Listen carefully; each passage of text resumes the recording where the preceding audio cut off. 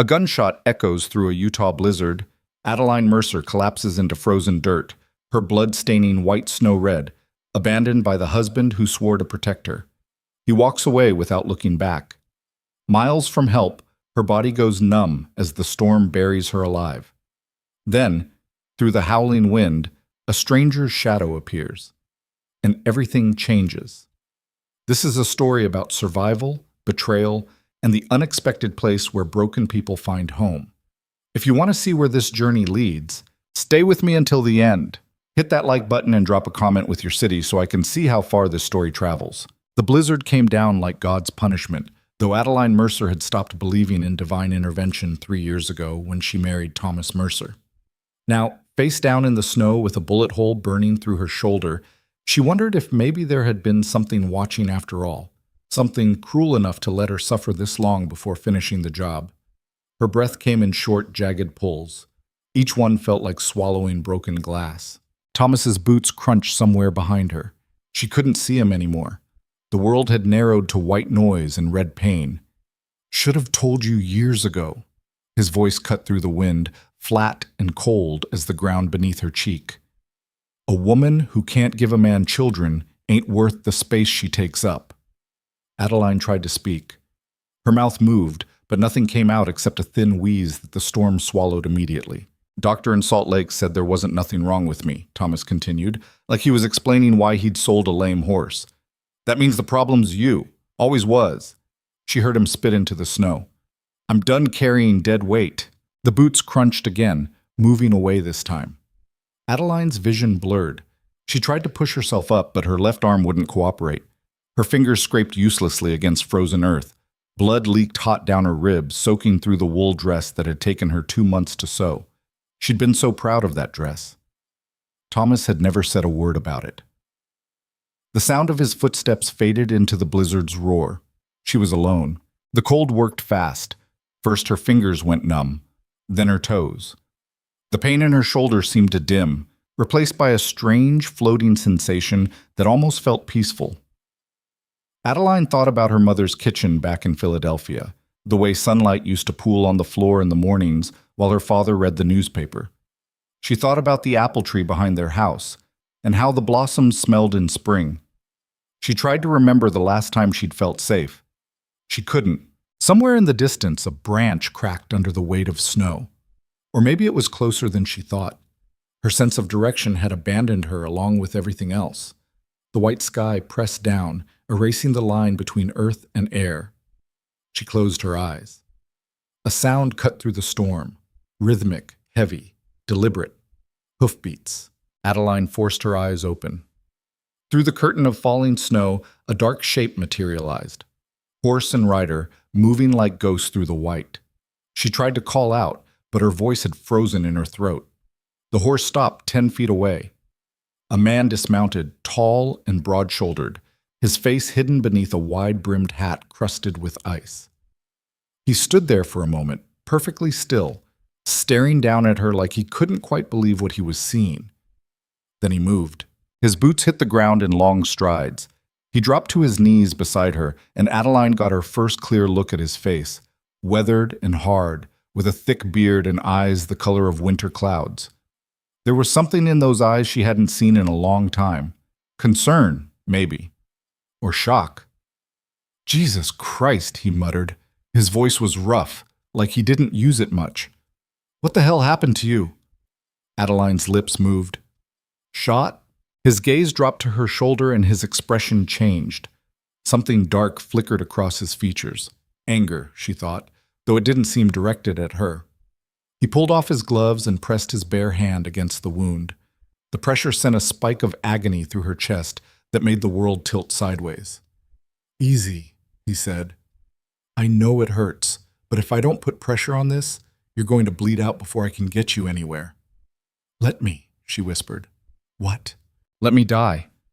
He stared at her like she'd spoken a foreign language. Then his jaw tightened. "No. Please. I said no." He yanked off his coat and wrapped it around her shoulders, his movements quick and efficient. "You don't get to die on my watch. I don't care how bad you want it." Before Adeline could protest, he scooped her off the ground like she weighed nothing. The sudden movement sent black spots dancing across her vision. She felt his arms locked beneath her, solid and unyielding, and then she was moving, being carried through the blizzard toward the dark shape of his horse. "Stay awake," he ordered. "You hear me? Don't close your eyes." "Why do you care?" "Because I'm here," he said simply, "and I don't leave people to die in the snow." He lifted her onto the horse with surprising gentleness, then swung up behind her. One arm wrapped around her waist, holding her upright against his chest. The other hand took the reins. The horse started forward, and Adeline felt the stranger's breath warm against the back of her neck. "Name's Caleb," he said. "Caleb Boone. My ranch is 2 miles north. If you can hold on that long, I'll get you inside." Adeline didn't answer. Talking required energy she didn't have. Her head lolled against his shoulder, and she felt his arm tighten around her. "Don't you dare," Caleb said sharply. "You wanted to know why I care? Because I already buried one woman I couldn't save. I'm not doing it again, so you're going to stay awake, and you're going to keep breathing, and when we get to my cabin, you're going to let me fix this. Understood?" The words were harsh, but there was something raw underneath them, something that sounded like grief. Adeline forced her eyes open. "Understood." "Good." The ride felt like it lasted hours, though it couldn't have been more than 20 minutes.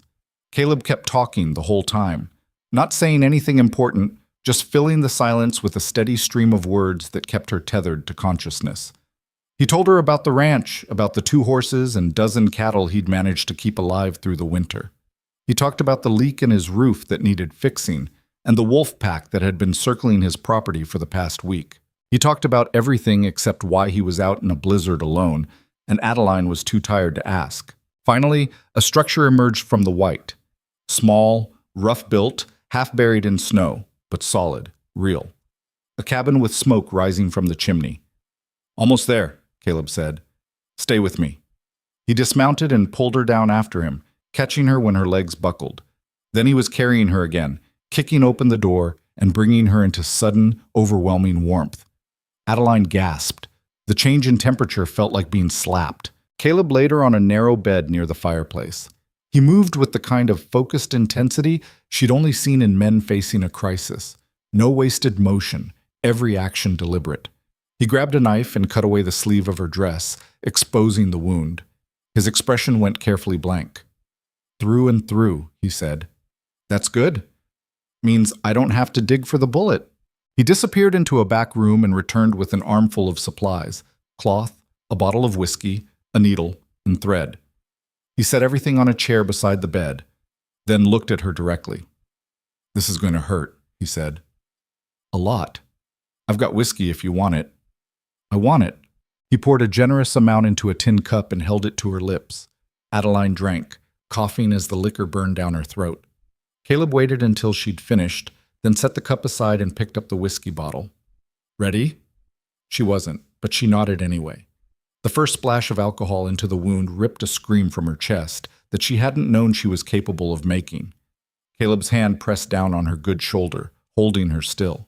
"I know," he said roughly. "I'm sorry, but it has to be clean." He poured again, and Adeline's vision went white. Somewhere far away, she heard herself making sounds that didn't seem human. Then the whiskey was gone, and Caleb was threading the needle with steady hands. "Look at the ceiling," he said. "Don't look at this." Adeline turned her head. The cabin's roof beams blurred and sharpened as her eyes tried to focus. She felt the first prick of the needle, then the strange tug of thread being pulled through her skin. Each stitch felt like a separate violation. She bit down on her lip hard enough to taste blood. Caleb worked in silence, his breathing slow and controlled. When he finally tied off the thread and cut it, Adeline let out a breath she hadn't realized she'd been holding. "Front's done," he said. "Got to do the back now." "How did you learn this?" Her voice came out shaky and thin. "Army. Spent 5 years scouting for them before I got smart and quit." He helped her sit forward, supporting her weight with one hand while he examined the exit wound. "Saw more field surgery than any man should. Learned by watching." "Were you good at it?" "Good enough that you're not dead yet." He started on the back wound. Adeline focused on breathing, in through her nose, out through her mouth, the way her mother had taught her during thunderstorms when she was small. Strange, the things that came back when everything else was falling apart. Who shot you? Caleb asked quietly. Adeline closed her eyes. My husband. The needle stopped moving. When Caleb spoke again, his voice had dropped to something low and dangerous. Your husband. Yes. Where's he now? I don't know. He left me in the snow and rode away. The needle resumed its work, but there was a new tension in Caleb's movements. What's his name? Thomas Mercer. I know that name. Caleb's hands paused again. Runs a claim near the mining camp, doesn't he? Tall man, dark hair, always talking about his prospects? That's him. Son of a bitch. The words came out flat and cold. I sold him 2 horses last year. He tried to cheat me on the price. Should have known he was trouble. He's worse than trouble, Adeline said quietly. He's mean. Has been since the day we married. I just didn't see it until it was too late. Caleb didn't answer. He finished the last stitch and tied it off, then wrapped clean cloth around her shoulder and secured it with strips of fabric torn from an old shirt. When he was done, he stepped back and looked at her with an expression she couldn't quite read. You're going to live, he said. Wound's clean, stitches will hold. You'll have a hell of a scar, but you'll live. Thank you. He shook his head. Don't thank me yet. You're going to be laid up for weeks while this heals, and I'm not exactly set up for company. This cabin's barely big enough for one person, but you're welcome to stay as long as you need. I don't want to be a burden. Too late. You already are. The word should have stung, but his tone was matter-of-fact, not cruel. But I've handled worse burdens. You'll sleep in my bed. I'll take the floor. I can't let you eat it. You don't have a choice. You can barely sit up, let alone argue with me. He grabbed a blanket from a trunk in the corner and tossed it over her. Get some rest. I'll heat up some broth in a bit. You need to eat something. Before she could protest, he turned away and started cleaning up the medical supplies. Adeline watched him move around the small cabin, this stranger who had pulled her from death without asking for anything in return. He was hard-edged and blunt, nothing like the men she'd known back east, but there was a steadiness to him that felt oddly comforting. Why were you out there? She asked. In the blizzard. Caleb's shoulders tensed. He was quiet for a long moment. Had to check on my cattle. Storm came up faster than I expected. You could have died. Could have, didn't. He hung the bloody cloth over a line near the fire. If I hadn't gone out, you'd be dead right now. So I guess it worked out. For me, maybe. Not for you. He turned to look at her, and something in his expression shifted, softened just slightly. I'll manage. Adeline wanted to say more, but exhaustion was pulling her under like a riptide. Her eyes drifted closed despite her best efforts to keep them open. The last thing she heard before sleep claimed her was the sound of Caleb adding wood to the fire, the crack and hiss of burning logs oddly soothing in the storm-dark cabin. Nkiik. She woke to gray light filtering through a frost-covered window. The blizzard had stopped, leaving the world outside wrapped in heavy silence. Pain throbbed through her shoulder, sharp and insistent, but duller than before. She tried to sit up and immediately regretted it. Easy. Caleb's voice came from somewhere to her left. He appeared in her line of vision, holding a steaming bowl. You've been out for almost a day. Don't push it. A day? Storm kept up through the night, just cleared this morning. He helped her sit up, propping pillows behind her back with more care than she expected. You need to eat. It's just beef broth, nothing fancy, but it'll help. He held the bowl while she drank, and Adeline realized how hungry she was. The broth was salty and hot, and it settled in her stomach like a blessing. When she finished, Caleb set the bowl aside and checked her bandages. No infection yet, he said. That's good, but you need to keep still. Stitches tear easily. I'll try. You'll do more than try. You'll stay in that bed until I say otherwise. He pulled a chair over and sat down, studying her with those gray eyes that seemed to see too much. You want to tell me the whole story, or should I keep guessing? Adeline looked away. There's not much to tell. A man shoots his wife and leaves her to die in a blizzard. That's not much? I mean, it's not complicated. Thomas wanted children. I couldn't give them to him. He decided I wasn't worth keeping. That why he shot you? He didn't want me following him when he left. Her voice came out flat, emotionless. She'd practiced sounding like that. It made things easier. He's been planning to leave for months. I knew it. I just didn't think he'd... Her throat closed up. "Kill you," Caleb finished quietly. "Yes." He leaned back in the chair, his expression dark. "Did he hurt you before? Before the shooting, I mean." Adeline's hands twisted in the blanket. She didn't want to answer, didn't want to say the words out loud because that would make them real in a way they hadn't been when it was just her and Thomas, isolated in their cabin with no witnesses. But Caleb waited. He didn't push, didn't demand, just sat there with the patience of someone who understood that some things took time to say. "Yes," she whispered finally. "Not often, but enough." Caleb's jaw tightened. I should have let him freeze instead of selling him those horses. It wouldn't have changed anything. He would have just bought them from someone else. Maybe, but I'd feel better about it. He stood up and walked to the window, staring out at the snow-covered landscape. "You got family? Anyone who'd take you in?" "My parents are dead. I have an aunt in Philadelphia, but we haven't spoken in years. She thought I was making a mistake marrying Thomas. Turns out she was right." "You thought about going back east?" "With what money? Thomas controlled everything. I don't have enough for a train ticket." Caleb turned back to her. "So what are you going to do?" "I don't know." The admission felt like defeat. "I haven't thought past surviving." "That's fair." He crossed his arms, thinking. "Here's what we're going to do. You stay here until you're healed. That'll take a few weeks at least.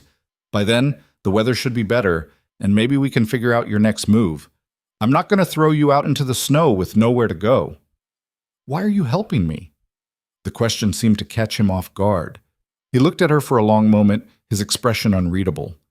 "Because someone needs to. And I'm here." It was the same answer he'd given in the blizzard. Simple. Direct. Adeline wanted to believe it was that straightforward, but she'd learned the hard way that men didn't do things without reason. "What do you want in return?" she asked carefully. Caleb's eyes narrowed. "What do I want?" "Men don't help for free. What's the price?"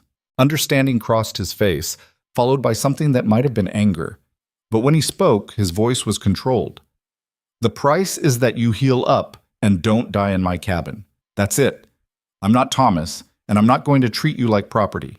You can trust that or not. Up to you." He grabbed his coat from a hook by the door and shrugged into it. "I need to check on the livestock.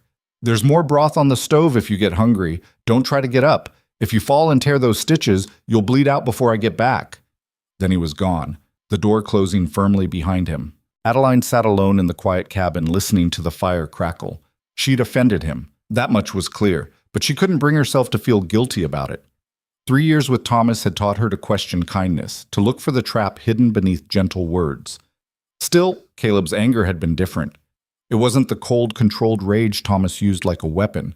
It was something hotter, more honest, like he was insulted by the suggestion that he'd hurt her. She pulled the blanket tighter and tried not to think about what would happen when she healed. Tried not to wonder where she'd go or how she'd survive. One problem at a time. That was all she could handle. Outside, the winter sun climbed higher, turning the snow bright enough to hurt. The days blurred together. Caleb brought her food, simple fare, mostly broth and bread, sometimes dried meat, and checked her bandages with the efficient care of someone who'd done field medicine before. He didn't talk much, but he was there, a steady presence in the small cabin, and slowly Adeline began to relax. On the 4th day, she woke to find him mending a harness near the fire. His hands moved with practiced ease, and she watched him work for a while before speaking. "How long have you lived here?" He didn't look up. 3 years. Built this place myself after I left the army. Is it lonely? Sometimes. He tied off a knot and inspected his work. But it's quiet, and it's mine. That's enough. You said you had a wife. His hands went still.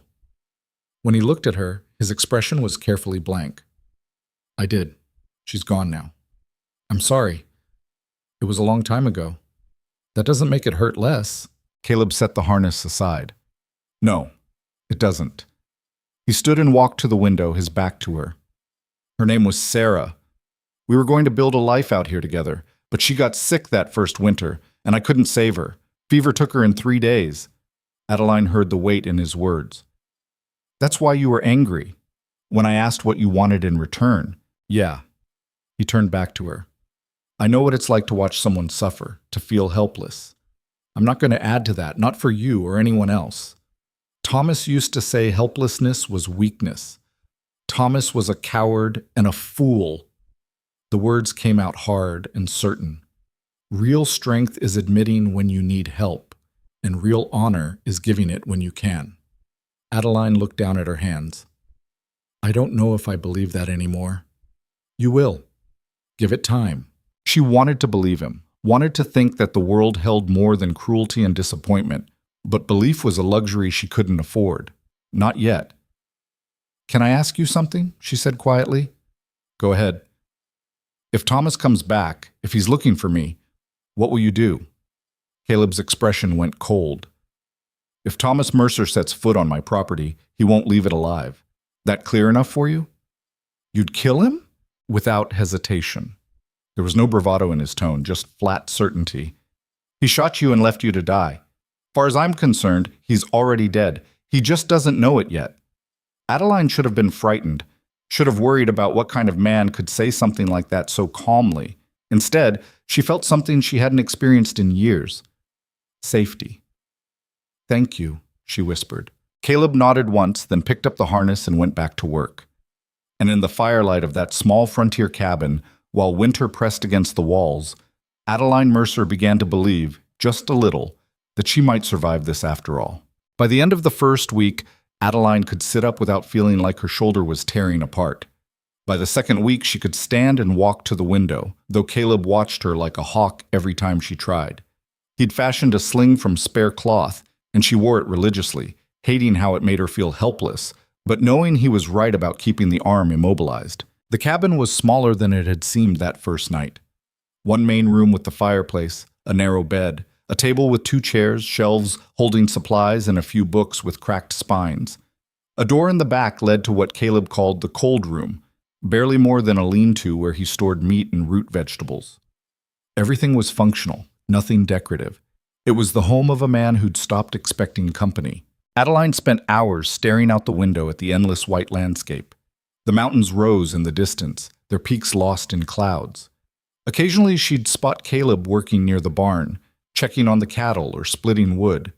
He moved with the efficiency of someone who'd learned to do everything alone. On the 10th day, she woke to find him standing by the stove, frying eggs in a cast-iron pan. The smell made her stomach growl. "You're up early," he said without turning around. "So are you." "I'm always up early. Livestock don't care if you want to sleep in." He slid 2 eggs onto a tin plate and brought it to her. "Chickens finally started laying again. Figured you could use something other than broth." Adeline accepted the plate carefully, balancing it on her lap. The eggs were cooked through, edges crispy, exactly how she liked them. She hadn't realized how much she'd missed real food until she took the first bite. "This is good," she said. Caleb shrugged. "They're just eggs." "Still good." He poured coffee into 2 cups and handed her one, then sat down at the table with his own plate. They ate in comfortable silence, the kind that comes when 2 people have run out of small talk and haven't yet found the courage for bigger conversations. When Adeline finished, she set the plate aside and looked at him directly. "I need to start helping. You need to heal." "I can do both. I'm going crazy just sitting here." Caleb studied her over the rim of his coffee cup. "What did you have in mind?" "Cooking, mending, whatever doesn't require 2 working arms." She gestured at the pile of clothes stacked in the corner. "You've got shirts that need patching. I can do that." "With one hand?" "I've done harder things with less." Something shifted in his expression, a flicker of respect, maybe. He set down his cup.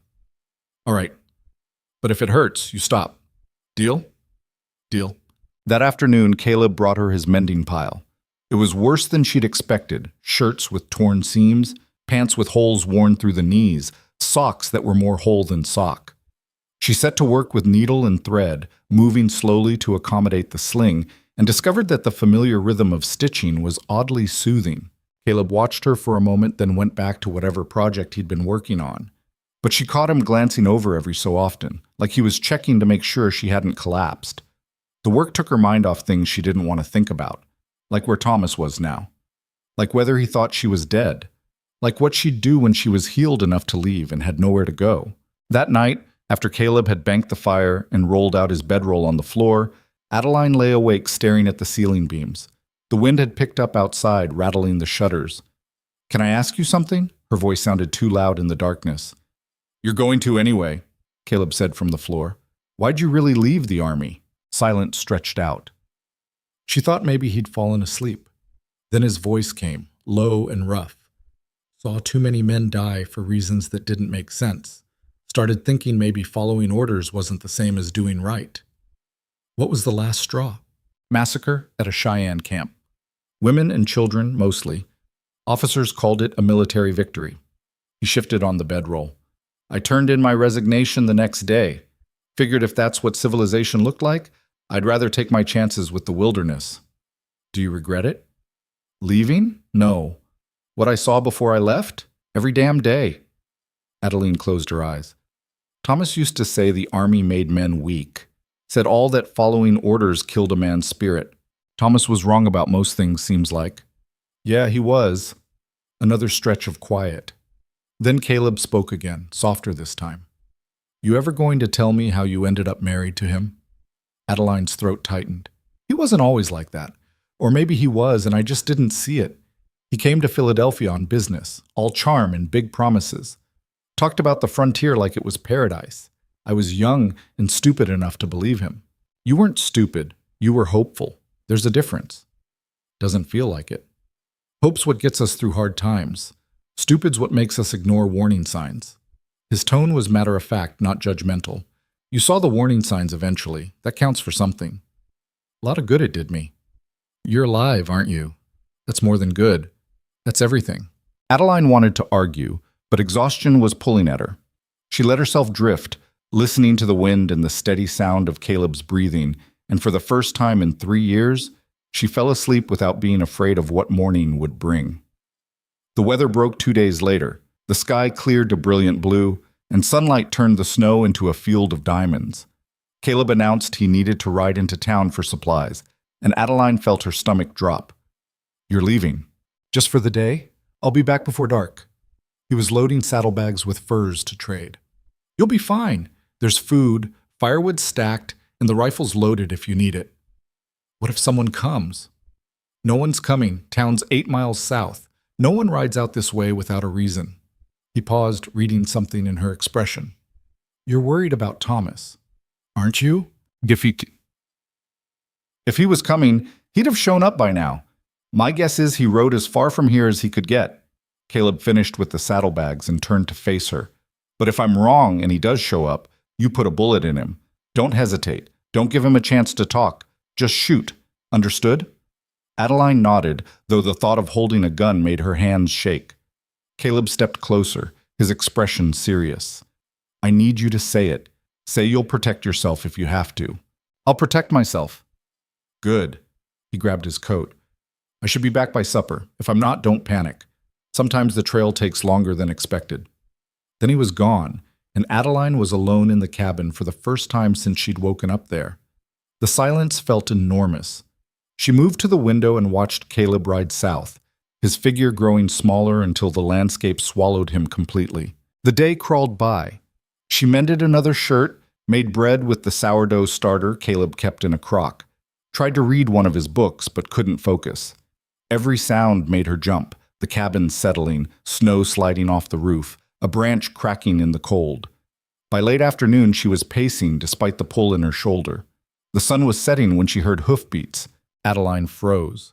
It was too early for Caleb to be back, and the rhythm was wrong, multiple horses, moving fast.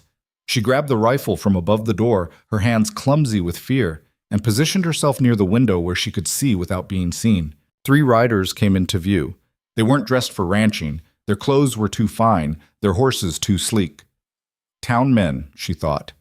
Maybe from the mining camp. They pulled up in front of the cabin and dismounted, talking among themselves in voices too low to make out. One of them, tall, with a well-trimmed beard, stepped forward and knocked on the door. "Boone, you in there?" Adeline's heart hammered. She didn't recognize the voice. "We're looking for Caleb Boone," the man called. "Got business to discuss." She stayed silent, barely breathing. The man tried the door handle, locked. He stepped back and conferred with his companions. Adeline caught fragments of their conversation. Not here. Try the barn. Come back tomorrow. They stood there for what felt like hours, but was probably only minutes. Then the tall man shook his head, and all three mounted up and rode back the way they'd come. Adeline sank onto the bed, still clutching the rifle. Her shoulder throbbed where she'd tensed against the sling. She forced herself to breathe slowly, counting the way her mother had taught her. When Caleb finally returned an hour after sunset, she nearly collapsed with relief. What happened? He took one look at her face and crossed the room in 3 strides. Are you hurt? 3 men came. They were looking for you. His expression went hard. What did they want? I don't know. I didn't open the door. She described them as best she could. The tall one with the beard, the other 2 who hung back. Caleb swore under his breath. That's Henry Vaughn, owns the mining operation near town. The other 2 were probably his foremen. What does he want with you? My land. Caleb shrugged out of his coat and started unloading supplies. He's been trying to buy me out for 2 years. Thinks there might be silver in these mountains. I keep telling him no, and he keeps raising his offer. Is there silver? Hell if I know. I'm a rancher, not a prospector. And even if there was, I wouldn't sell. This place is mine. Adeline watched him put away flour, coffee, salt. He seemed persistent. He's a rich man who's not used to hearing no. He'll get over it. Caleb glanced at her. You did good, not opening the door. That was smart. I was terrified. Smart and terrified aren't mutually exclusive. He pulled out a wrapped package and handed it to her. Got you something. Adeline unwrapped it carefully. Inside was a wool shawl, deep blue with a simple pattern. It was the most beautiful thing anyone had given her in years. I can't accept this, she said quietly. Why not? It's too much. It's a shawl. You need one. Your dress is falling apart. He turned back to the supplies, suddenly focused on organizing the coffee. It's practical, not charity. Don't make it into something it's not. Adeline ran her fingers over the soft wool.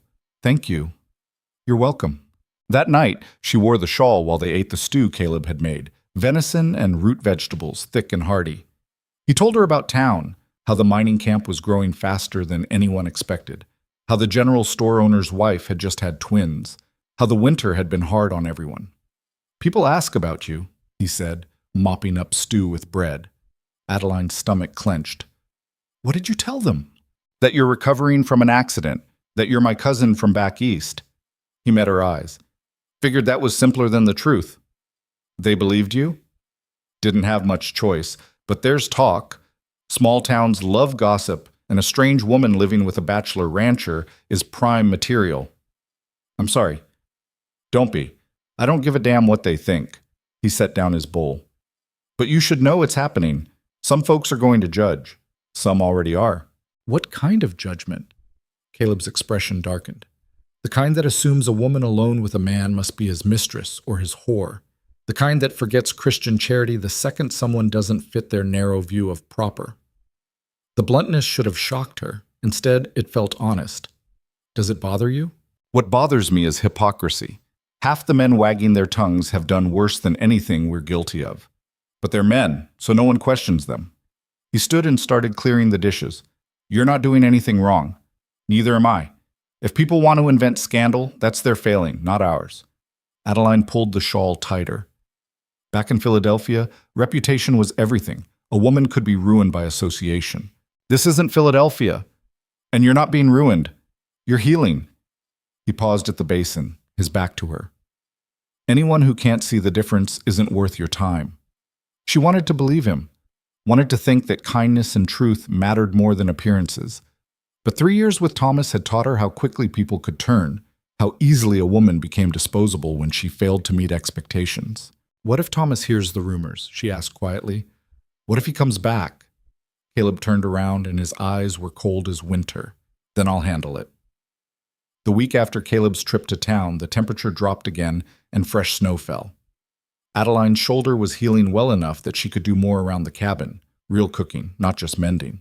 She made biscuits and gravy, fried potatoes with onions, even managed a decent apple pie using Caleb's dried fruit stores. He ate everything she made with the appreciation of a man who'd been living on his own cooking for too long. Where'd you learn to cook like this? He asked one night, finishing his second helping of stew. My mother. She ran a boarding house when I was growing up. Said a woman who could cook would never starve. Adeline smiled slightly. She was practical like that. She sounds smart. She was. She'd have liked you, I think. Caleb raised an eyebrow. Why is that? You're honest. She valued that more than almost anything. Adeline's smile faded. She died before I met Thomas. Sometimes I'm glad she didn't live to see me make that mistake. It wasn't a mistake to trust someone. That's just being human. It was a mistake to ignore my instincts. I knew something was off about him, but he was charming, and I was lonely, and I told myself I was being paranoid. She looked down at her hands. My mother would have seen through him in 5 minutes. Maybe. Or maybe she would have wanted to believe the best, same as you. Caleb leaned back in his chair. We can't know. But I'll tell you what I do know. You survived him. A lot of women don't. That takes strength most people never need to find. Adeline wanted to argue, to say she wasn't strong, that she'd just been lucky Caleb happened to be riding through a blizzard, but something in his expression stopped her. He believed what he was saying, and maybe, just maybe, there was truth in it. The next morning she woke to raised voices outside. Adeline sat up, wincing at the stiffness in her shoulder, and peered through the window. Caleb stood in front of the barn, facing 3 men on horseback. Even from a distance, she recognized Henry Vaughn's tall frame. She couldn't hear what they were saying, but Caleb's posture was rigid, his hands clenched at his sides. Vaughn gestured expansively, like he was making a grand offer. Caleb shook his head. Vaughn's expression darkened. One of the other men dismounted and stepped closer to Caleb. Words were exchanged, harsh ones, judging by body language. Then Caleb said something that made the man step back, his hand moving toward his belt. Adeline's breath caught. She grabbed the rifle and moved toward the door. But before she could open it, Caleb had already turned away, dismissing them. He walked back toward the cabin with measured steps while the 3 men watched him go. Vaughn said something else, something that made Caleb pause and look back over his shoulder, but then he continued walking, and the men finally mounted up and rode away. Caleb came through the door and stopped when he saw Adeline holding the rifle. You planning to shoot someone? If I had to. She set the rifle down. What did they want? Same thing as before, my land. He hung up his coat and moved to the fire, warming his hands. Vaughn raised his offer. I turned him down. He didn't take it well. That man who dismounted, he looked like he wanted to fight you. He did, but Vaughn called him off. They're not stupid enough to start something they can't finish. Caleb's jaw tightened. Yet. What does that mean? It means Vaughn's the kind of man who's used to getting what he wants. He'll try other methods if money doesn't work. He looked at her directly. I need you to be careful. If anyone shows up when I'm not here, don't engage. Just stay inside and keep that rifle close. You think they'd hurt me? I think they'd use you as leverage if they thought it would work. His expression was grim. Vaughn knows you're here. Whole town knows by now. And a woman alone with a man who won't sell makes for an easy target. Fear coiled in Adeline's stomach. Maybe I should leave. And go where? I don't know. Anywhere. I don't want to make things harder for you. Caleb crossed the room in 2 strides and gripped her good shoulder, forcing her to look at him. Listen to me. You're not making anything harder. Vaughn's been a problem since before you got here, and you're not going anywhere until you're healed and have a plan that doesn't involve dying in the wilderness. Understood? But understood? His intensity startled her. She nodded slowly. Good. He released her shoulder and stepped back, running a hand through his hair. I'm not letting him run me off my own land, and I'm sure as hell not letting him use you to do it. Why do you care so much about this place? Adeline asked quietly. It's just land. You could sell, take the money, start somewhere else. Caleb looked at her like she'd suggested cutting off his arm. This isn't just land. This is the life Sarah and I were supposed to build together. The future we planned. She's buried on that hill behind the barn. His voice roughened. I'm not abandoning her, not for money, not for threats, not for anything. Understanding settled over Adeline like snow. This wasn't about property or pride. It was about memory, about holding on to the last pieces of something he'd lost. I'm sorry, she said. I didn't understand. Most people don't. He turned away, his shoulders tight. But now you do. So when I say you're staying until it's safe to leave, that's not negotiable. This is my fight. and I'll see it through. But I'm not going to let you get caught in the crossfire." Adeline wanted to tell him that she was already caught, that she'd been caught the moment he pulled her from the snow, but the words stuck in her throat. Instead, she just nodded, and Caleb went back outside to work, leaving her alone with thoughts she didn't know how to sort through. That night, neither of them spoke much. They ate dinner in silence, cleaned up without conversation, and went to bed early. But Adeline lay awake for hours, listening to Caleb shift restlessly on his bedroll, and she knew he was awake too. Something had changed between them. Some line had been crossed without either of them meaning to. She felt it in the way he'd gripped her shoulder, in the rawness of his voice when he'd talked about Sarah, and she felt it in her own reluctance to leave, even though staying meant danger. She told herself it was gratitude, simple appreciation for the man who'd saved her life. But gratitude didn't explain the way her stomach tightened when he walked through the door, didn't explain why she'd started noticing the way his hands moved when he worked, or how his voice dropped when he was tired. Adeline closed her eyes and forced herself to stop thinking. She couldn't afford complications. Not when her life was still in pieces. Not when she didn't even know if she'd survive the winter. But her heart, battered as it was, didn't seem to care about practicality. 2 weeks passed without incident. The snow kept falling, the work kept her busy, and Caleb made no more trips to town. They settled into a routine that felt almost comfortable. Breakfast at dawn, work during the day, dinner by firelight, quiet evenings spent reading or talking. Adeline learned things about him in those conversations. That he'd grown up in Missouri, the youngest of 5 brothers. That he'd joined the army to escape his father's farm and discovered he was good at tracking and survival. That he'd met Sarah at a fort in Colorado, and they'd married within 3 months because life was too short to wait. "She was tough," he said one night, staring into the fire. "Tougher than me in a lot of ways. Frontier life didn't scare her. She saw it as an adventure." "How long were you married?" "1.5 years. We spent 6 months building this place, and then winter came." His voice went flat. Fever hit her hard. "By the time I realized how bad it was, there wasn't anything I could do. She died in that bed you're sleeping in." Adeline's breath caught. "I didn't know." "Why would you? It's not something I talk about." He picked up a stick and poked at the logs. "But I figured you should know, in case it bothers you." "It doesn't bother me. She struggled for words. "I'm sorry.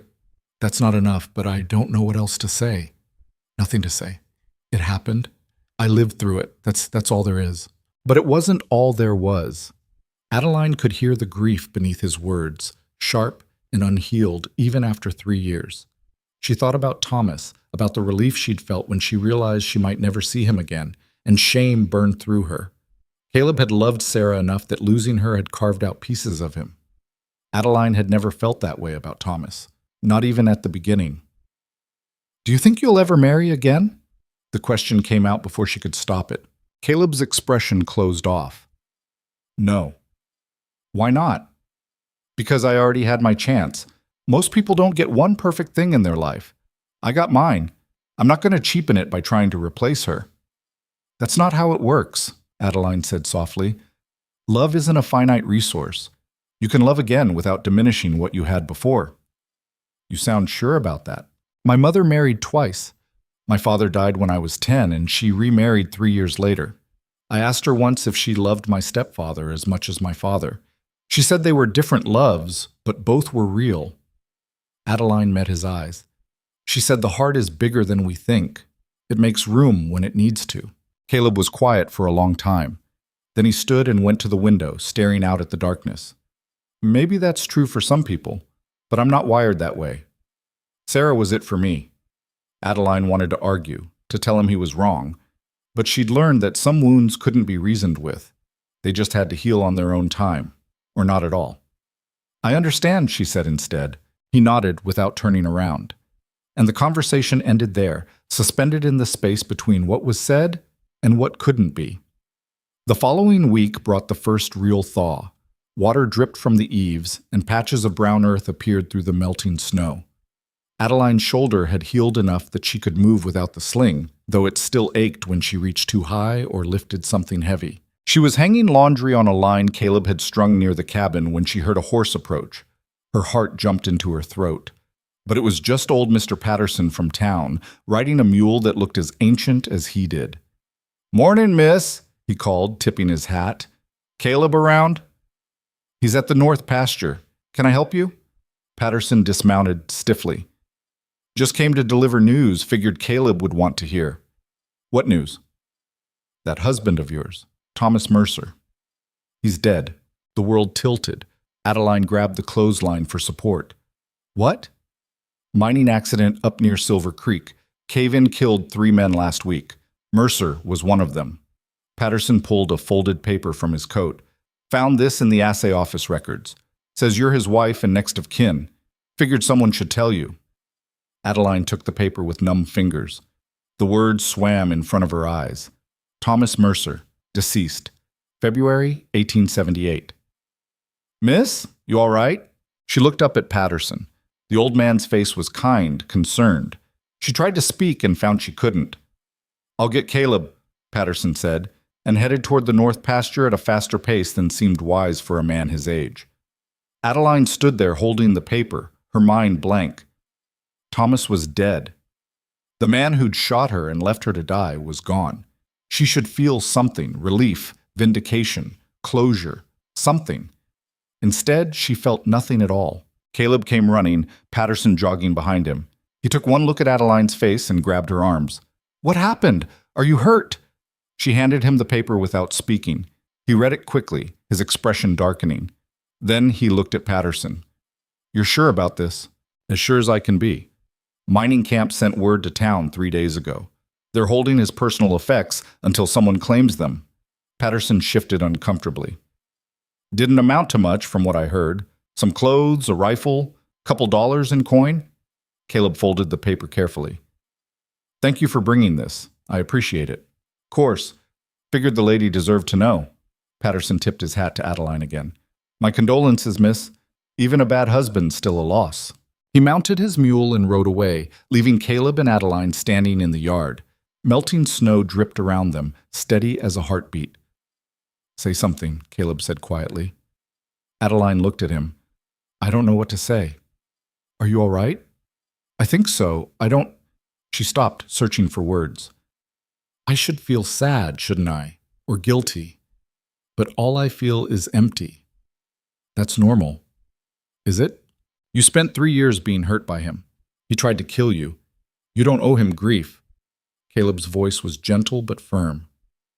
What you feel or don't feel is valid. Don't let anyone tell you different. Adeline nodded slowly. The paper crinkled in Caleb's hand. Thomas Mercer. Deceased. Just words on a page, but words that changed everything. What happens now? She asked. Now you're free. Caleb handed her the paper. Whatever you want to do next is up to you. You want to stay here? You can stay. You want to leave? I'll help you get wherever you're going. It's your choice. Your choice. 2 words she hadn't heard in so long they felt foreign. For 3 years, Thomas had made every decision. Where they lived, what she ate, how she spent her days. Even leaving him hadn't been a choice. He'd made that decision too, with a bullet and a blizzard. But now he was gone. And for the first time since she'd married him, Adeline Mercer was truly free to choose her own path. The problem was, she had no idea what that path looked like. She stood in the yard for a long time after Caleb went back to work, the paper clutched in her hand, watching meltwater carve channels through the snow. Dead. Thomas was dead and she was alive, and somehow those 2 facts didn't connect in her mind the way they should. That evening, Caleb made dinner while Adeline sat at the table, unmoving. He set a plate in front of her, venison steak, fried potatoes, the last of the winter carrots, but she couldn't bring herself to eat. You need to try, he said, sitting across from her with his own plate. I'm not hungry. Don't care. You need to eat anyway. His tone was matter of fact, not unkind. Shock does strange things to people. You might not feel it now, but your body needs fuel. Adeline picked up her fork and pushed food around without raising it to her mouth.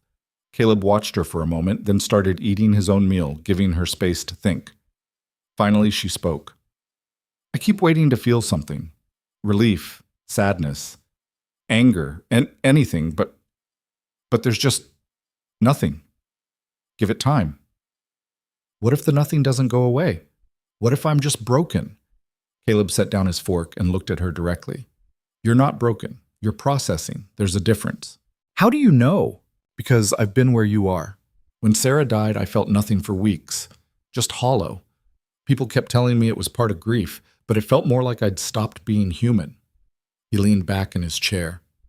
Then one day I was fixing a fence post and I found wildflowers growing near where we'd planned to build a garden. And it hit me all at once. She was gone. Really gone. And those flowers would bloom every year and she'd never see them. I sat down in the dirt and cried like a child. How long did it take? Before you felt normal again? I'm not sure I do feel normal, but I feel something, which is better than nothing. He picked up his fork again. The point is, you'll feel it when you're ready. Don't force it, and don't judge yourself for however it comes out. Adeline finally took a bite of food. It tasted like ash, but she forced herself to swallow. Then another bite, and another. Caleb was right. Her body needed fuel, whether her mind was cooperating or not. There's money, she said after a while. Thomas must have had money saved. The mining camp said they're holding his effects. You planning to claim them? I don't know. It feels wrong somehow, like I'd be profiting from his death. He was your husband. Legally, whatever he had belongs to you now. Caleb's expression was neutral. But that's your choice to make. No one's going to force you. What would you do? Me? I'd take the money and use it to build a life he never gave you. His voice hardened slightly. He owes you that much at least. More, really, but it's a start. Adeline thought about that as she finished her meal. Money meant options. A train ticket east, a room in a boarding house, a fresh start somewhere Thomas had never touched. It meant freedom in a way she hadn't had since she was 18 and stupid enough to marry a charming stranger. But it also meant leaving. Leaving this cabin, this ranch, this man who'd pulled her from the snow and asked nothing in return except that she heal. The thought of walking away made her chest tight in a way that had nothing to do with her shoulder. I'll think about it, she said finally. Caleb nodded and stood to clear the plates. That's all you can do right now. Think about it. Rest. Let it settle. That night, Adeline dreamed about the blizzard. She was back in the snow, bleeding, but this time when she looked up, there was no one coming to save her. Just endless white and the sound of Thomas laughing somewhere in the distance. She woke with her heart racing and found Caleb sitting up on his bedroll, watching her in the dim firelight. Bad dream? He asked quietly. Yeah. She pushed herself up, wincing at the stiffness in her shoulder. Did I wake you? I was already awake. Hard to sleep when your mind won't shut up. What are you thinking about? He was quiet for a moment. A lot of things. Vaughn, the ranch, what happens when spring comes and the mining camp expands. He paused. You, mostly. Adeline's breath caught. Me? You said you'd think about what comes next. I've been thinking about it too. He stood and moved to the fireplace, adding a log. Sparks flew up the chimney. You've got choices now, real ones. And I don't want to influence them by making this complicated. Making what complicated? Caleb turned to face her, and even in the low light, she could see the tension in his jaw. You know what? She did know. Had known for weeks, really, but neither of them had been willing to say it out loud. The way he looked at her sometimes when he thought she wasn't paying attention, the way she found excuses to stay in the same room with him instead of giving him space, the careful distance they both maintained, like getting too close, would set something on fire. Caleb, let me finish. He ran a hand through his hair, a gesture she'd come to recognize as frustration. When I found you in that snow, all I wanted was to keep you alive. That was it. Simple, clear. But somewhere along the way, it stopped being simple. He looked at her directly. I care about you. More than I should. More than is smart for either of us. And I need you to know that before you make any decisions about leaving. The words hung in the air between them like smoke. Adeline felt her heart hammering against her ribs. She should say something, should tell him she felt it too, that the thought of leaving made her sick, that somewhere in the long winter nights she'd started imagining a future that included him. But fear locked the words in her throat. She'd trusted once before. Given her heart to a man who'd seemed kind and ended up with bullet hole in 3 years of hell. How could she trust her own judgment again? I can't, she whispered. I'm sorry. I can't. Something flickered across Caleb's face, disappointment maybe, or resignation, but he nodded slowly. I understand. Do you? You've been through hell. Trust doesn't come back overnight. He moved toward his bedroll. I shouldn't have said anything. It was selfish. It wasn't selfish, Adeline's voice cracked. It was honest, and She stopped, struggling. I do care about you. That's what scares me. Because caring led me into darkness once before, and I don't know if I'm strong enough to risk it again. Caleb looked at her for a long moment. Then don't risk it. Take the time you need. And if you decide to leave, I'll help you go. No questions. No guilt. I meant what I said. Your choices are yours. I won't try to take that from you.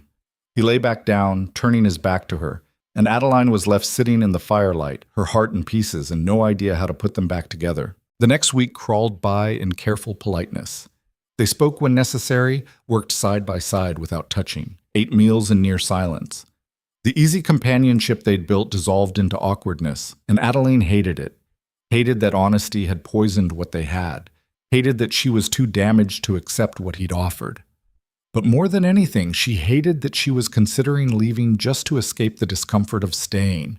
On the 8th day after Patterson's visit, Caleb announced he was riding to the mining camp to settle Thomas's affairs. You don't have to come, he said, saddling his horse in the cold morning air. I can handle it and bring back whatever there is. I should go, Adeline said, though the thought made her stomach churn. He was my husband.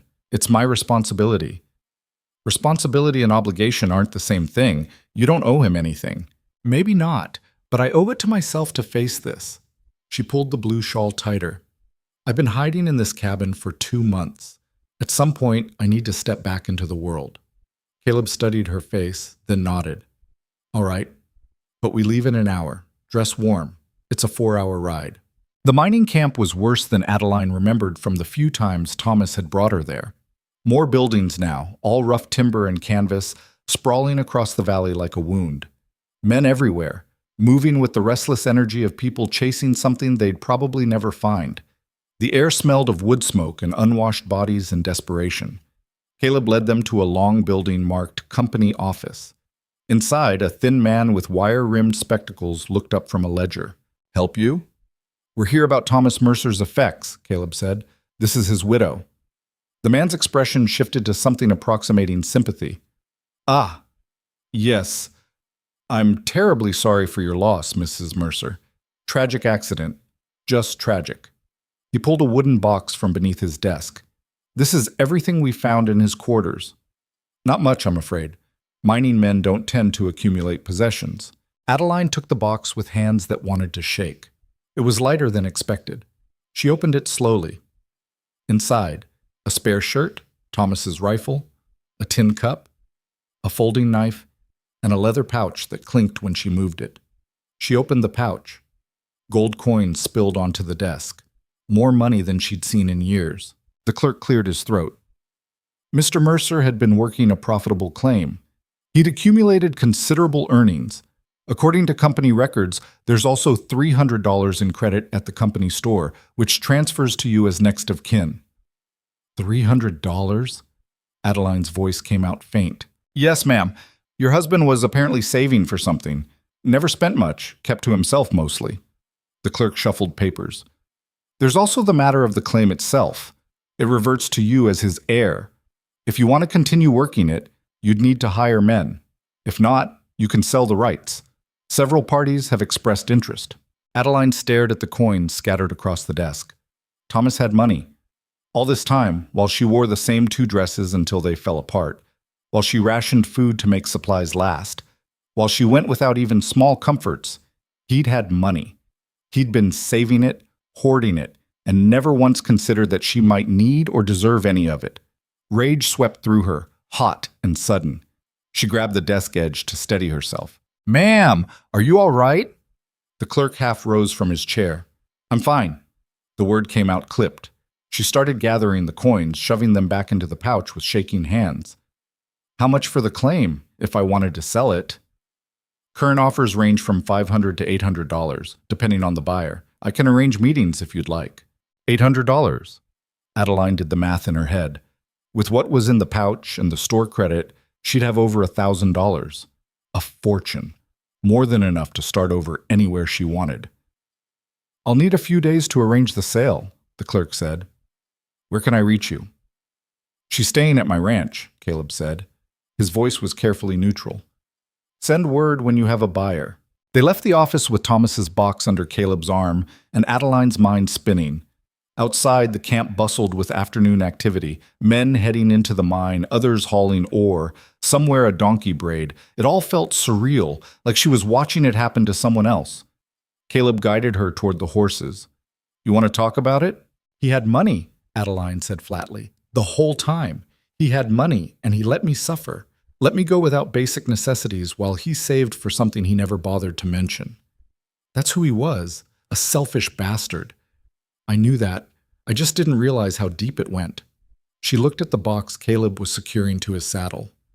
$1,000, maybe more. "Do you know what I could do with that?" "Anything you want." "Exactly."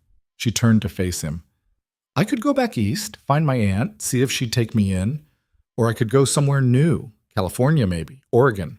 Start completely fresh where no one knows about Thomas or any of this." Caleb's expression remained neutral, but something flickered in his eyes. "You could do that. Or I could stay here." The words came out before she'd fully thought them through. "I could stay and help with the ranch. Be a real partner instead of just someone you're taking care of." "Adeline, I'm not asking for anything," she said quickly. "I'm not talking about what you said that night. I'm talking about practical arrangement. You need help. I need a place to be. With this money, I could contribute, pay my way. Maybe even help expand the ranch if Vaughn keeps causing trouble." Caleb was quiet for a long moment. Around them, the mining camp carried on its business, oblivious. Finally, he spoke. "Is that what you want? Or is that what you think you should want?" The question hit harder than she expected. "I don't know," she admitted. "I've spent so long not having choices that now that I do, I don't know how to make them." "Then don't. Not yet." He checked the saddle straps one more time. "Give it a week. Sit with the possibilities. When the clerk contacts us about the claim, you can decide then." He looked at her directly. "But whatever you decide, make sure it's for you. Not because you feel obligated, not because you're afraid, and not because you think it's what I want to hear."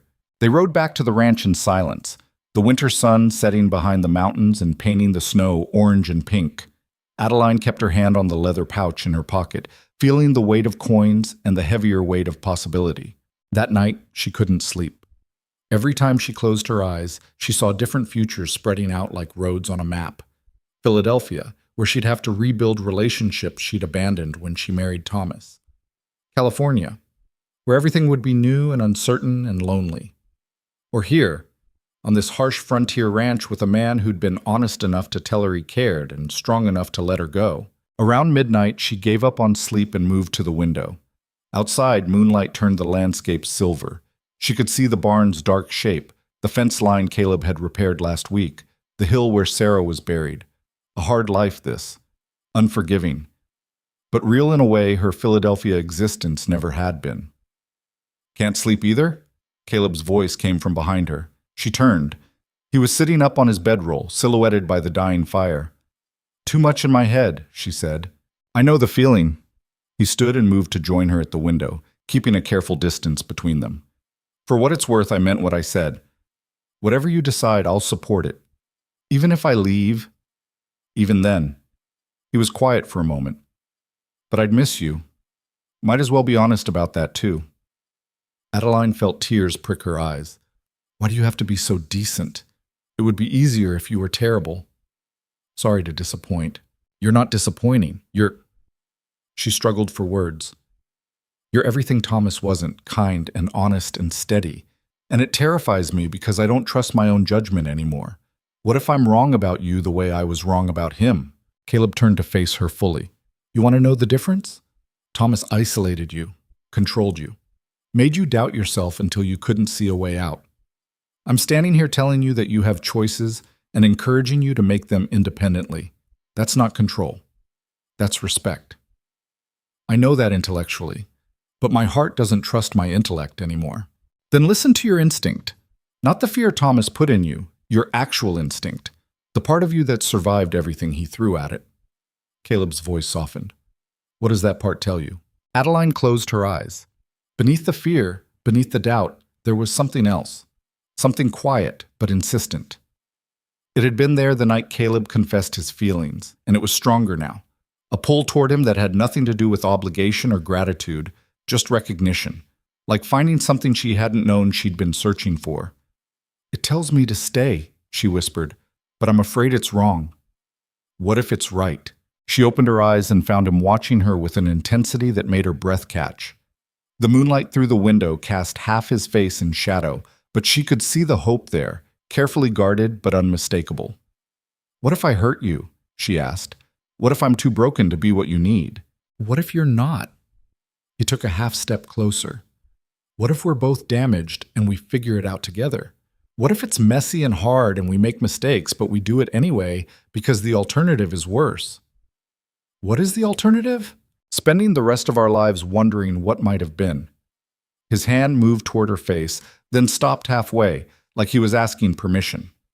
"I'm not Thomas. I won't hurt you.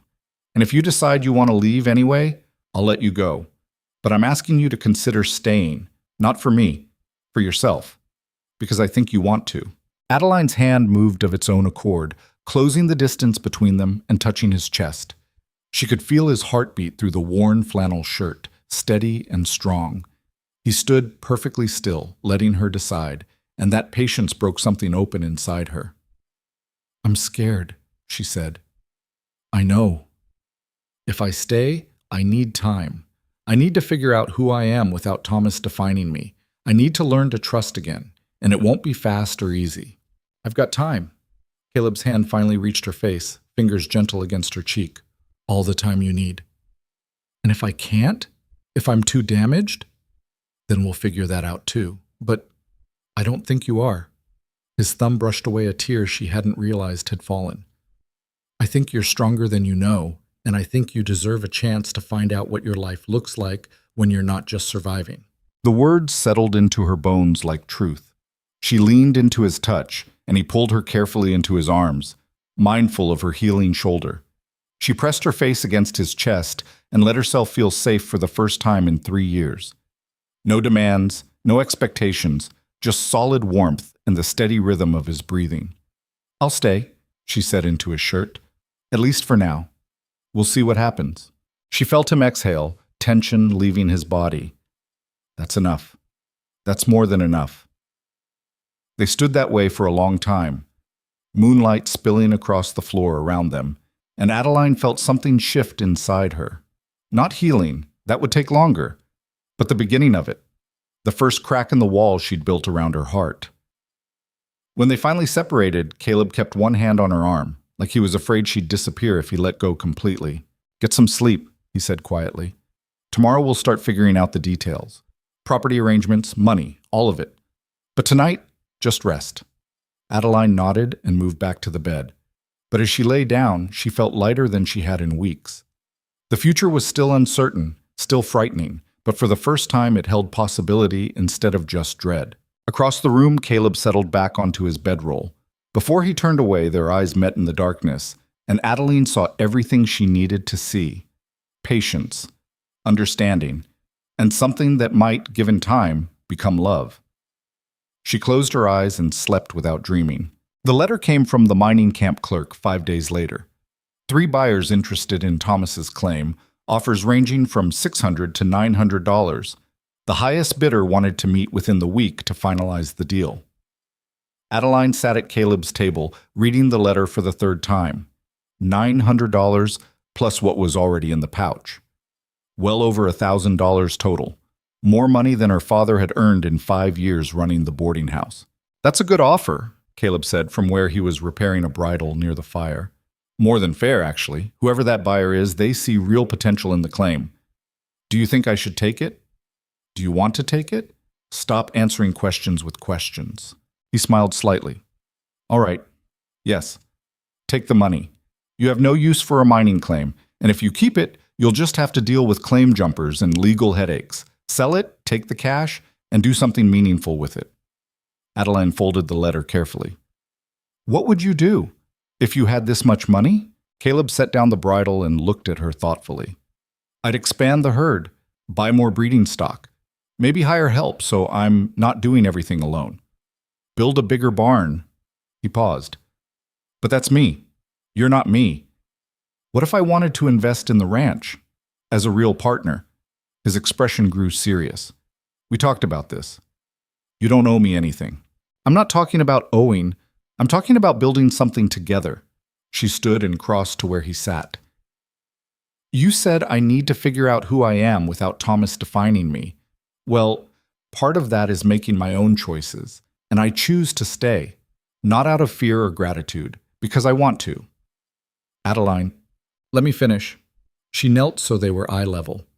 I've been thinking about what you said, about us being damaged and figuring it out together.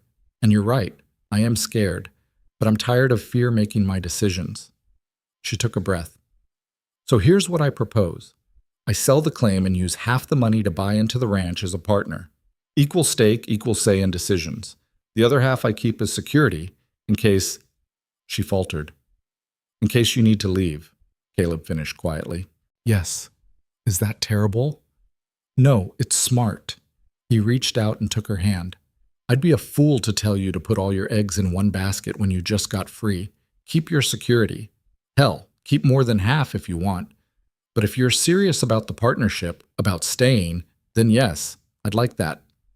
Even though it's complicated? Especially because it's complicated. His grip tightened slightly. Simple things break easy. Complicated things have room to bend. Adeline felt the last piece of resistance inside her crumble. Then we have a deal. They shook hands formally, and then Caleb pulled her into a hug that felt like sealing a promise. When they separated, he was smiling, really smiling, not the careful half expressions he usually allowed himself. We should celebrate, he said. With what? You don't even have whiskey.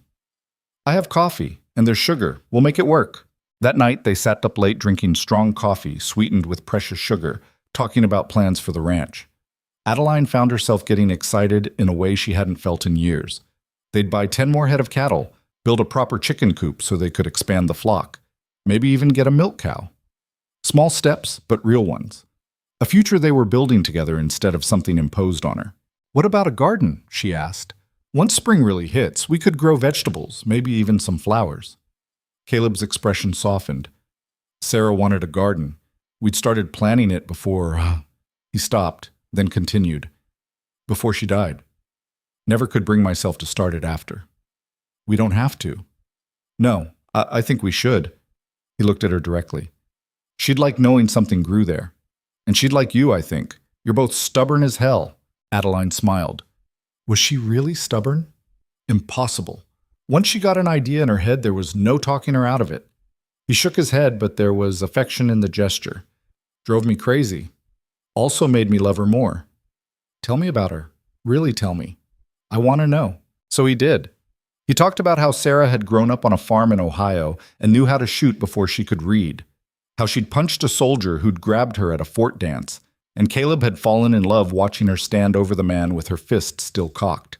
How she'd laughed at everything, even when things were hard, because she said humor was the only weapon the world couldn't take from you. Adeline listened, and instead of feeling jealous or inadequate, she felt grateful.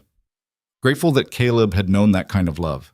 Grateful that he was willing to try again, even though it scared him. Grateful that Sarah had existed and shaped the man sitting across from her into someone worth staying for. She sounds wonderful, Adeline said when he finished. She was, and she's gone, and I'm here with you. Caleb's voice was steady.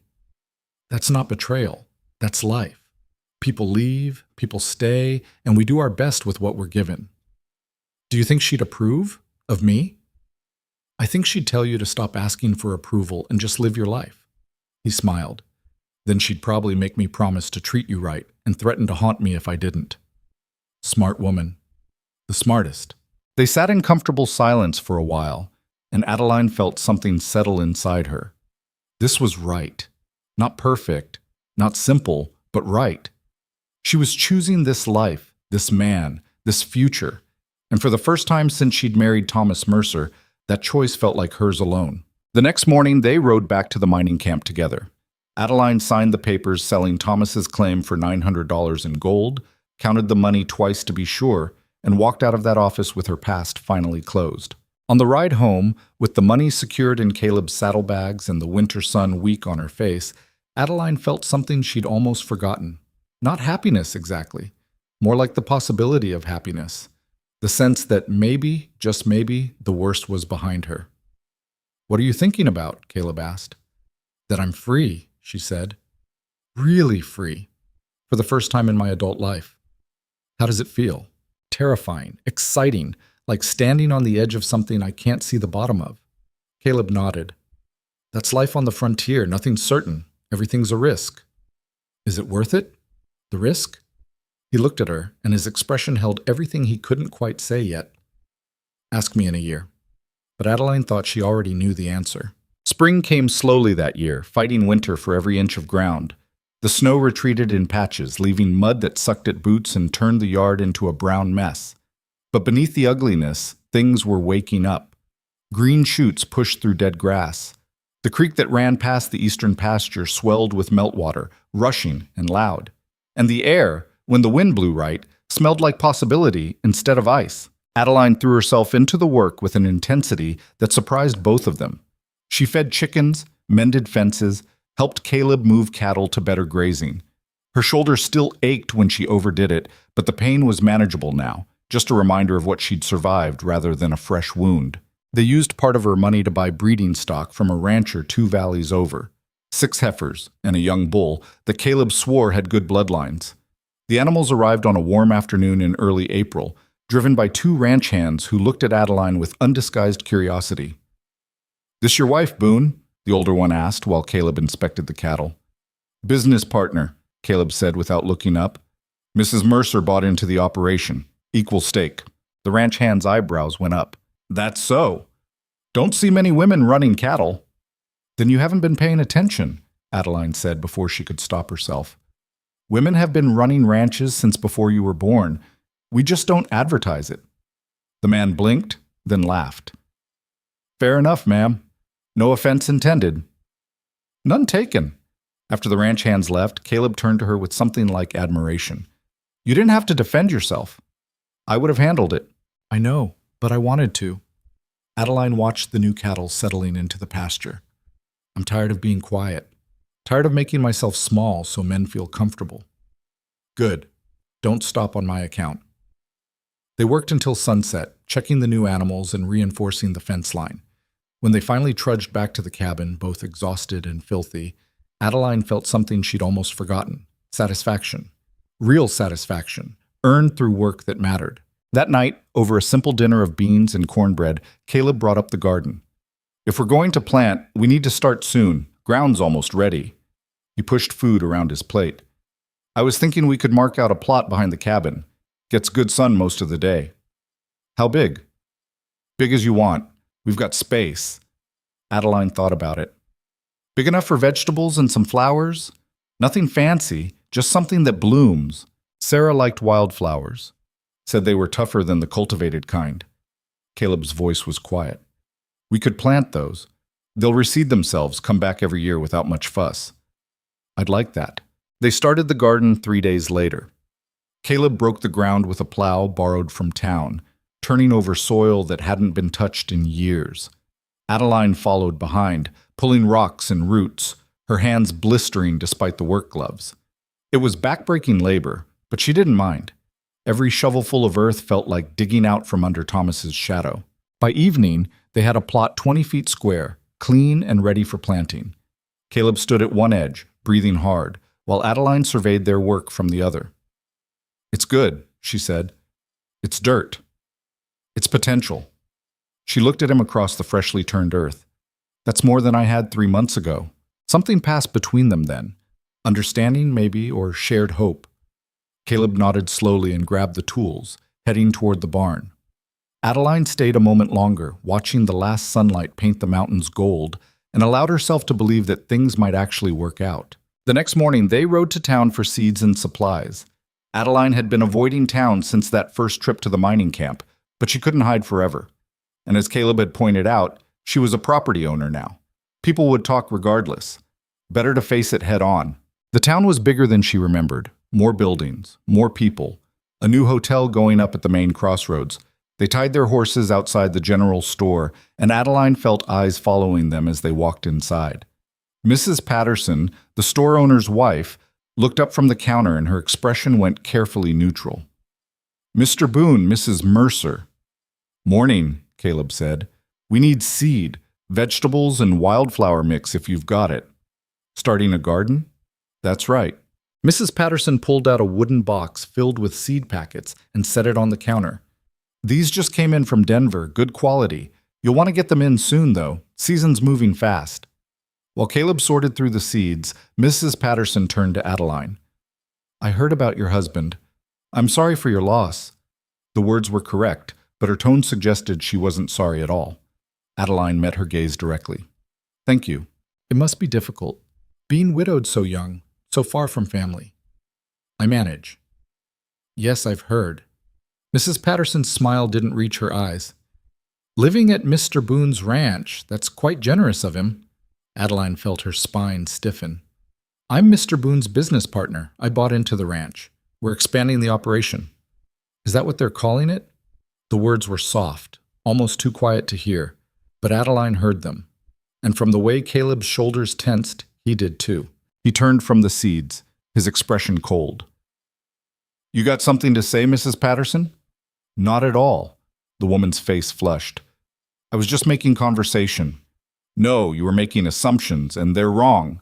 Caleb's voice was level but hard as iron.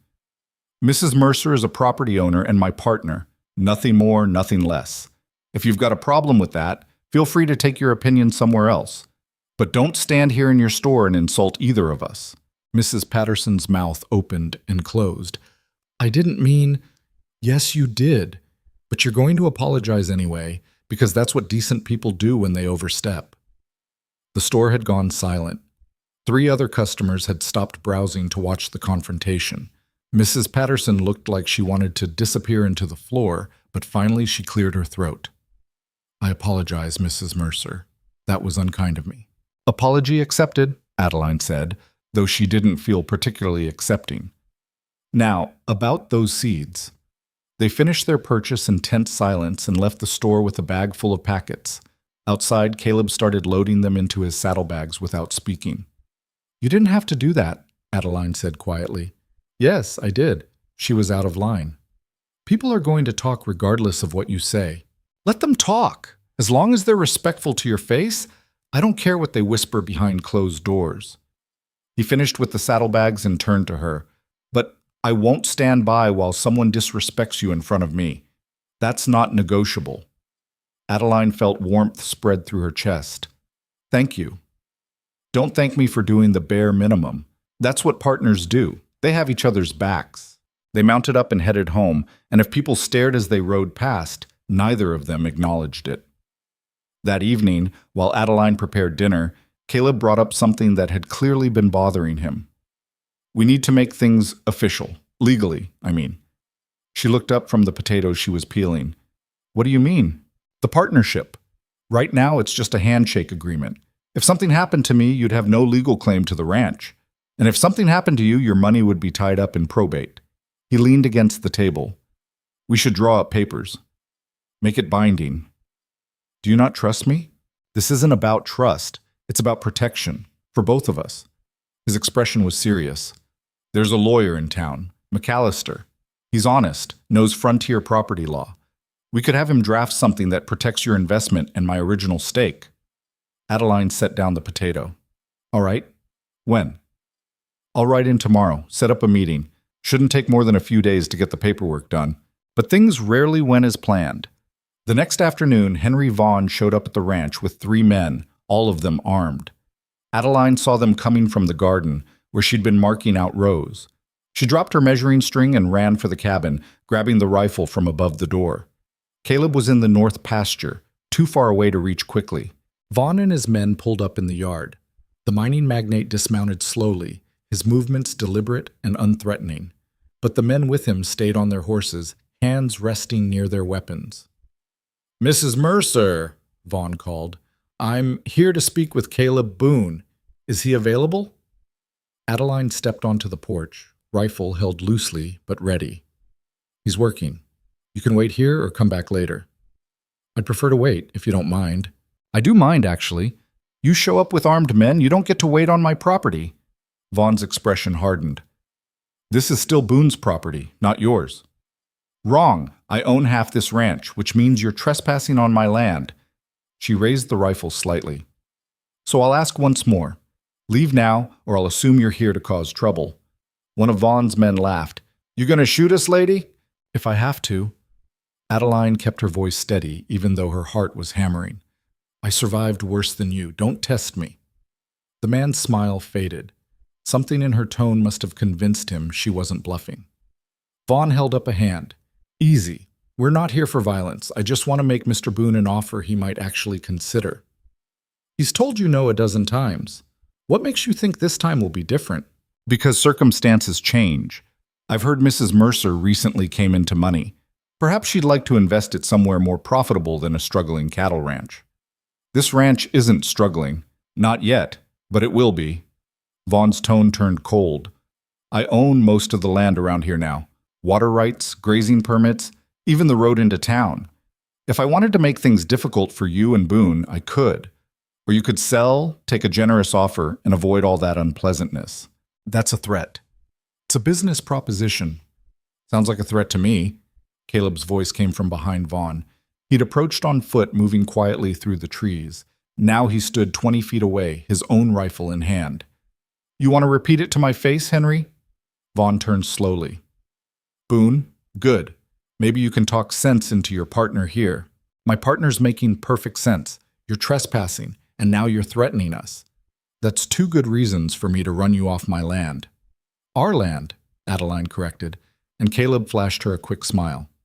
Our land, he agreed, which you're leaving, now. Vaughn studied them both, clearly calculating his options. Finally, he shook his head. You're making a mistake, both of you. This valley's changing. Mining's the future here, not cattle. You can either profit from it or get crushed by it. We'll take our chances, Caleb said. Your funeral. Vaughn mounted up, his men following suit. But don't say I didn't warn you. They rode away, kicking up dust. Caleb and Adeline stood in the yard watching until they disappeared over the ridge. Then Caleb lowered his rifle and let out a long breath. You all right? I'm fine. Angry, but fine. Adeline set her own rifle against the porch rail. He really owns all the land around us. Most of it. He's been buying up claims for 2 years. Caleb's jaw tightened. But he doesn't own the water rights on the creek, and he doesn't own the road. He was lying about that. Are you sure? Positive. I checked after his first visit. He looked at her seriously. But he can still make trouble, spread rumors, interfere with our business, pressure the bank if we ever need credit. Rich men have long reaches. So what do? We make sure everything's legal and documented. Get those partnership papers drawn up. File them with the county. Make it clear that we're not going anywhere. He paused. And we watch our backs. Vaughn doesn't strike me as the type to give up easy. That night, they sat up late discussing strategy. They'd need allies in town, people who'd stand by them if Vaughn tried to use his influence against them. They'd need to diversify income, maybe sell some cattle early to build up cash reserves. And they'd need to be careful. Very careful. This isn't what you signed up for, Caleb said around midnight, staring into the fire. When you decided to stay, you didn't know it came with this kind of trouble. When I decided to stay, I knew it came with complications. Just didn't know which ones. Adeline pulled the blue shawl tighter. But I'm not leaving because of Henry Vaughn. I didn't survive Thomas to be scared off by a rich man with delusions. Caleb looked at her, something shifting in his expression. You're tougher than you give yourself credit for. I'm tougher than I used to be. Difference. Fair enough. They lapsed into silence, both thinking. Finally, Adeline spoke. If things get bad, if Vaughn really does make trouble, what's the worst that could happen? Worst? He could sabotage our operation, poison water sources, spook cattle, burn buildings. Caleb's tone was matter-of-fact. Or he could just make business impossible. Turn the town against us. Make sure we can't sell our stock. Force us out through economics rather than violence. Would he really go that far? Men like Vaughn don't become rich by being squeamish. If he wants something badly enough, he'll do whatever it takes to get it. He looked at her directly. Which is why we need to be ready, not just legally, but practically. Extra food stores, ammunition, backup plans. I'm not letting him catch us unprepared. The seriousness in his voice sent a chill down Adeline's spine. This was real. Not paranoia or overcaution, but genuine danger. She'd escaped one kind of threat only to walk into another. But as she looked at Caleb's determined face in the firelight, she realized something. She wasn't alone this time. Whatever came, they'd face it together. And that made all the difference. The meeting with the lawyer happened 4 days later. McAllister was a lean man in his 50s with wire-rimmed glasses and ink-stained fingers. He listened to their requirements, asked pointed questions about finances and intentions, and finally nodded. This is straightforward. Partnership agreement with equal stakes, dissolution clauses, inheritance provisions if something happens to either party. He scribbled notes. I can have documents ready in a week. You'll both need to sign in front of witnesses, then we file with the county recorder. What about protection? Caleb asked. If someone tries to interfere with our business? The partnership agreement itself offers some protection, makes it clear you're both legitimate owners. But if you're worried about specific threats, you might consider filing a formal complaint with the sheriff. Against who? Against whoever's threatening you. McAllister looked at them over his glasses. I've heard rumors about Henry Vaughn pressuring landowners. If he's doing the same to you, there are legal remedies. Would they work? Depends. Vaughn's got money and influence, but he's not above the law. If you can document threats or sabotage, the sheriff would have to investigate. He paused. Whether that investigation goes anywhere is another question. They left the lawyer's office with mixed feelings. Legal protection was better than nothing, but it was cold comfort against a man who clearly thought laws were for other people. On the ride home, Adeline broke the silence. Maybe we should tell the sheriff anyway. Get it on record. Maybe, but filing complaints makes us look weak, like we're running scared. Aren't we? No, we're being cautious. There's a difference. Caleb shifted in his saddle. Let's wait until the papers are filed. Once the partnership's official, we'll have more standing. Then if Vaughn tries something, we go to the sheriff with documentation. It wasn't a perfect plan, but it was something. They rode the rest of the way in silence, each lost in their own thoughts. Back at the ranch, life resumed its rhythm. They planted the garden, seed by seed, row by row. Adeline's hands grew calloused and strong from the work. She learned to read weather patterns by watching clouds over the mountains, learned which cattle were troublemakers and which were docile, learned 100 small things about frontier life that her Philadelphia upbringing had never prepared her for. And slowly, carefully, her relationship with Caleb deepened. Not in dramatic moments, but in quiet ones. The way he checked that she'd eaten when she got too focused on work. The way she mended his clothes without being asked, adding small repairs she knew he'd never notice. The way they moved around each other in the small cabin, learning each other's rhythms without conscious thought. One evening, about 3 weeks after the confrontation with Vaughn, Adeline was washing dishes when Caleb came up behind her. You've been working all day. Let me finish. I'm almost done. I know, but let me anyway. His hand touched her shoulder, the healed one, though the scar was still visible beneath her sleeve. You don't have to do everything yourself. She turned to face him and found him closer than expected. Close enough that she could see the exact color of his eyes in the lamplight, gray with flecks of blue, like storm clouds. I'm not used to accepting help, she said quietly. I know, but maybe it's time to get used to it. His hand was still on her shoulder. She could feel the warmth through the fabric, and suddenly the space between them felt charged with everything they hadn't said, hadn't acknowledged, hadn't allowed themselves to feel. Caleb, I know we said we'd take time, and I meant it, but I need you to know. He stopped, searching for words. I'm in love with you.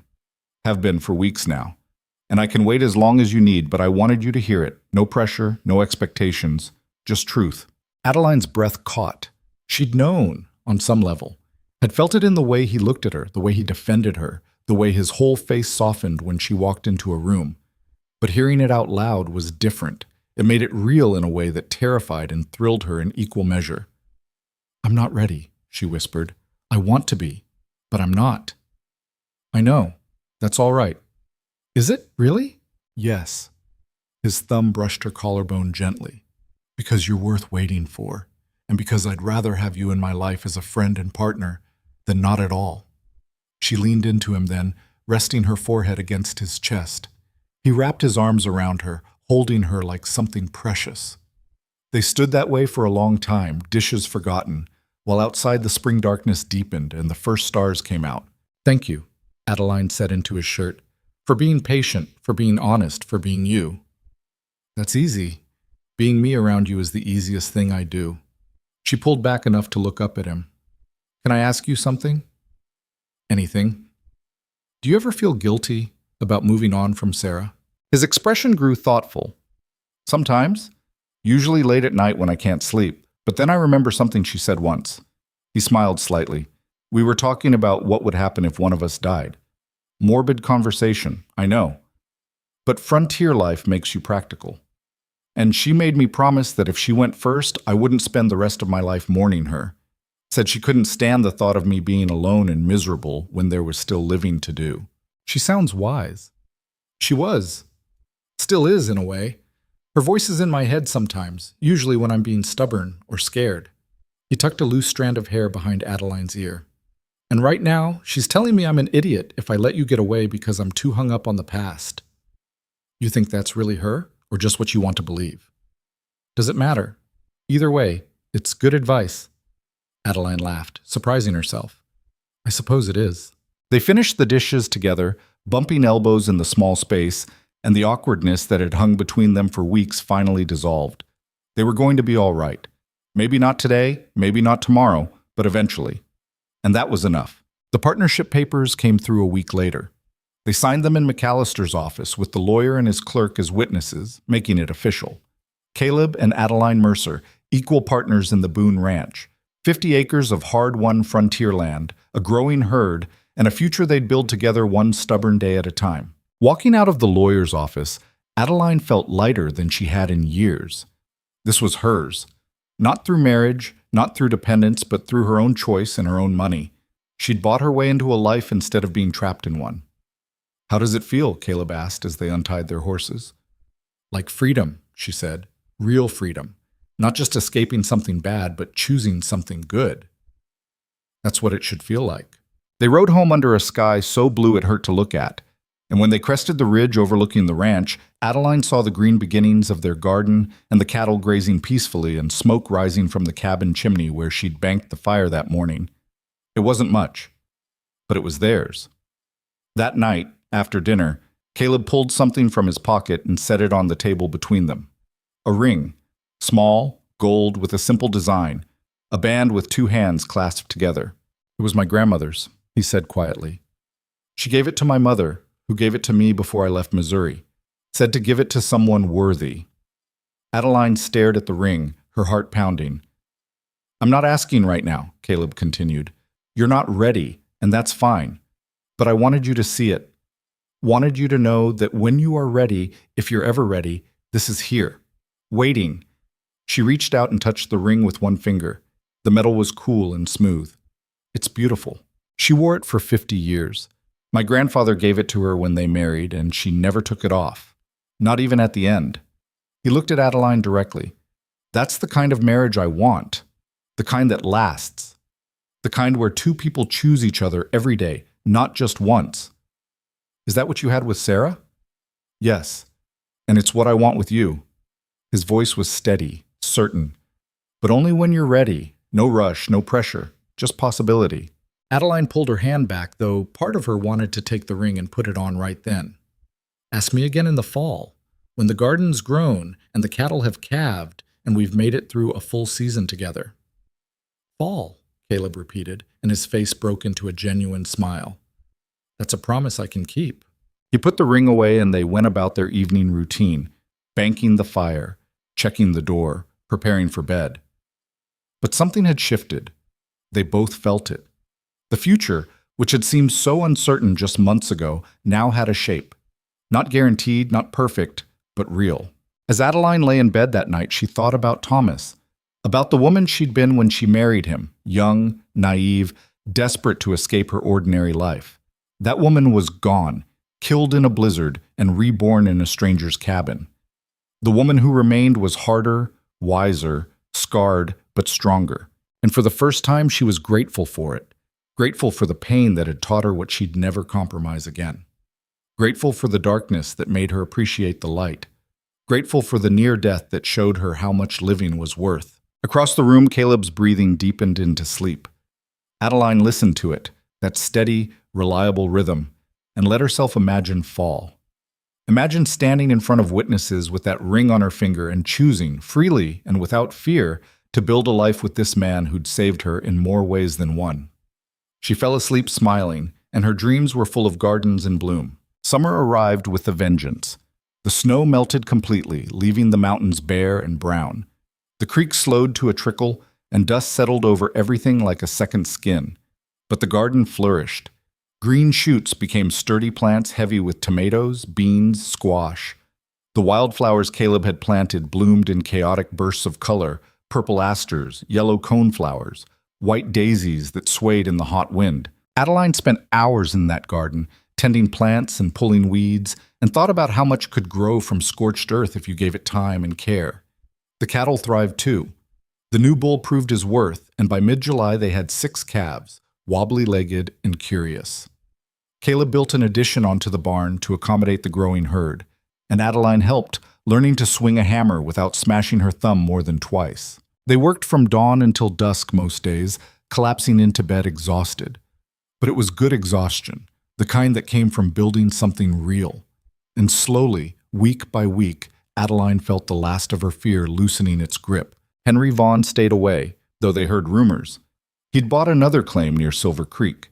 He'd brought in 30 new workers from Denver. He was planning something big, though no one seemed to know exactly what. Caleb kept his rifle close and his eyes open, but nothing materialized. Maybe he gave up, Adeline suggested one evening in late July. Maybe, or maybe he's just waiting. Caleb didn't look convinced. Men like Vaughn don't forget. They just bide their time. But as summer deepened and nothing happened, even Caleb began to relax. They had bigger concerns: a fence that needed replacing, a sick cow that required nursing, the constant battle against drought. Vaughn became background noise, a problem for another day. In August, Mrs. Patterson showed up at the ranch unannounced. Adeline was harvesting tomatoes when she heard the wagon rattle into the yard. She straightened, shading her eyes, and felt her stomach drop. But the older woman climbed down alone, carrying a covered basket. "Mrs. Mercer," she called, "might I have a word?" Adeline set down her basket and walked over, wary. "Mrs. Patterson, I came to apologize. Properly, I mean, not the forced kind from before." The woman's face was flushed with either heat or embarrassment. "What I said in the store was unkind and presumptuous. I let gossip cloud my judgment, and that was wrong." Adeline waited, not making it easy for her. "I brought you some preserves, made them myself." Mrs. Patterson held out the basket. "Peach and strawberry. Figured with all the work you're doing, you might not have time for canning yet." "Thank you." Adeline accepted the basket carefully. "That's thoughtful. It's the least I could do." Mrs. Patterson glanced toward the garden. "That's coming along nicely. You've got a good hand with plants." "I'm learning." They stood in awkward silence for a moment. Then Mrs. Patterson spoke again, her voice quieter. "My daughter married young. Husband turned out to be a drunk and a gambler. Nearly killed her before she finally left him. Took her 3 years to work up the courage." She looked at Adeline directly. "When I heard your story, the real story, not the gossip, I felt ashamed. I should have recognized what you'd been through, should have offered support instead of judgment." Something in Adeline's chest loosened. "You couldn't have known." "I could have been kinder regardless." Mrs. Patterson twisted her hands. "Anyway, I wanted you to know that some of us in town see what you're doing here, building a life, making something of yourself, and we respect it. Don't let the gossips make you think otherwise." "I appreciate that." After Mrs. Patterson left, Adeline stood in the yard holding the basket of preserves and feeling something she hadn't expected. Hope. Not just for her own future, but for the possibility that people could change their minds. That judgment wasn't always permanent. She told Caleb about it that evening, and he smiled. "Told you. People come around once they see you're not going anywhere." Some people. The ones who matter. By early September, the heat had broken and the air turned crisp at night. The garden's late harvest came in, pumpkins and squash, the last tomatoes before the first frost. Adeline spent 2 weeks canning and preserving, filling the cold room with jars that glowed like jewels on the shelves. Caleb watched her work with something like wonder. "Sarah would have loved this," he said one evening, surveying the rows of preserved food. "She always talked about having enough put by that we wouldn't worry during winter." "Tell me you're not comparing us." "I'm not. You're completely different people." He leaned against the doorframe. "But she'd approve of you. That's what I meant." Adeline sealed the last jar and set it aside to cool. "I think about her sometimes. Wonder what she'd think of all this." "All what?" "Me. Living in her house, sleeping in her bed, falling for her husband." The last part came out before she could stop it. Caleb went very still. "Falling for?" Adeline turned to face him, her heart hammering. "I wasn't going to say anything yet, but yes, I'm falling for you. Have been for a while now, and it terrifies me, but I can't seem to stop it." He crossed the room in 3 strides and pulled her into his arms, holding her so tight she could barely breathe. "You have no idea how long I've wanted to hear that." "Since spring, probably." "Since winter, actually. Since the day you told me you were staying." She pulled back enough to see his face. "Really? Really?" His hands cupped her face gently. "Can I kiss you? I've been wanting to ask for months." Instead of answering, she stood on her toes and kissed him first. It was awkward and unpracticed and perfect. He tasted like coffee and felt solid and real, and when they finally broke apart, both of them were breathing hard. "Fall's here," Adeline said, resting her forehead against his. "You said to ask you in fall." Caleb smiled, and it transformed his whole face. "I did say that. So ask me." He pulled back and reached into his pocket, drawing out the ring she'd seen months ago. It caught the lamplight, simple and beautiful. He didn't kneel. There wasn't room in the cramped cold room, but he held the ring between them like an offering. "Adeline Mercer, will you marry me? Not because you need saving or security, but because you choose to. Because you want to build this life with me. Because you love me even half as much as I love you." "Yes," she said without hesitation. "Yes to all of it." He slid the ring onto her finger and it fit perfectly, like it had been waiting for her all along. Then he kissed her again, slower this time, and Adeline felt something inside her finally settle. This was right. Not perfect, not without risk, but right. They were married 3 weeks later in a simple ceremony at the church in town. Mrs. Patterson stood as witness, along with old Mr. Patterson and the lawyer McAllister. The new pastor, a young man fresh from seminary who didn't know the local gossip, performed the service with genuine enthusiasm. Adeline wore a new dress she'd sewn herself, pale blue with white trim.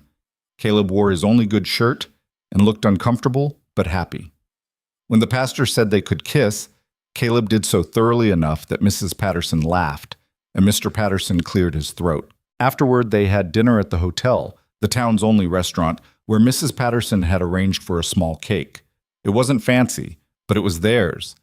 And when Adeline cut the first slice and handed it to Caleb, she felt a surge of joy so pure it almost hurt. "To new beginnings," Mr. Patterson said, raising his glass of cider. "To second chances," Mrs. Patterson added. "To choosing your own path," Caleb said, looking at Adeline. "Even when it's hard." Adeline raised her own glass. "To surviving long enough to find out what happiness looks like." They drank, and the moment crystallized in her memory. The taste of sweet cider, the warmth of Caleb's hand in hers, the knowledge that she'd built this future with her own choices and her own strength. That night, back at the ranch, they stood together on the porch, watching stars scatter across the sky. The air smelled like autumn, dry grass and wood smoke, and the first hint of coming winter. "You nervous?" Caleb asked quietly.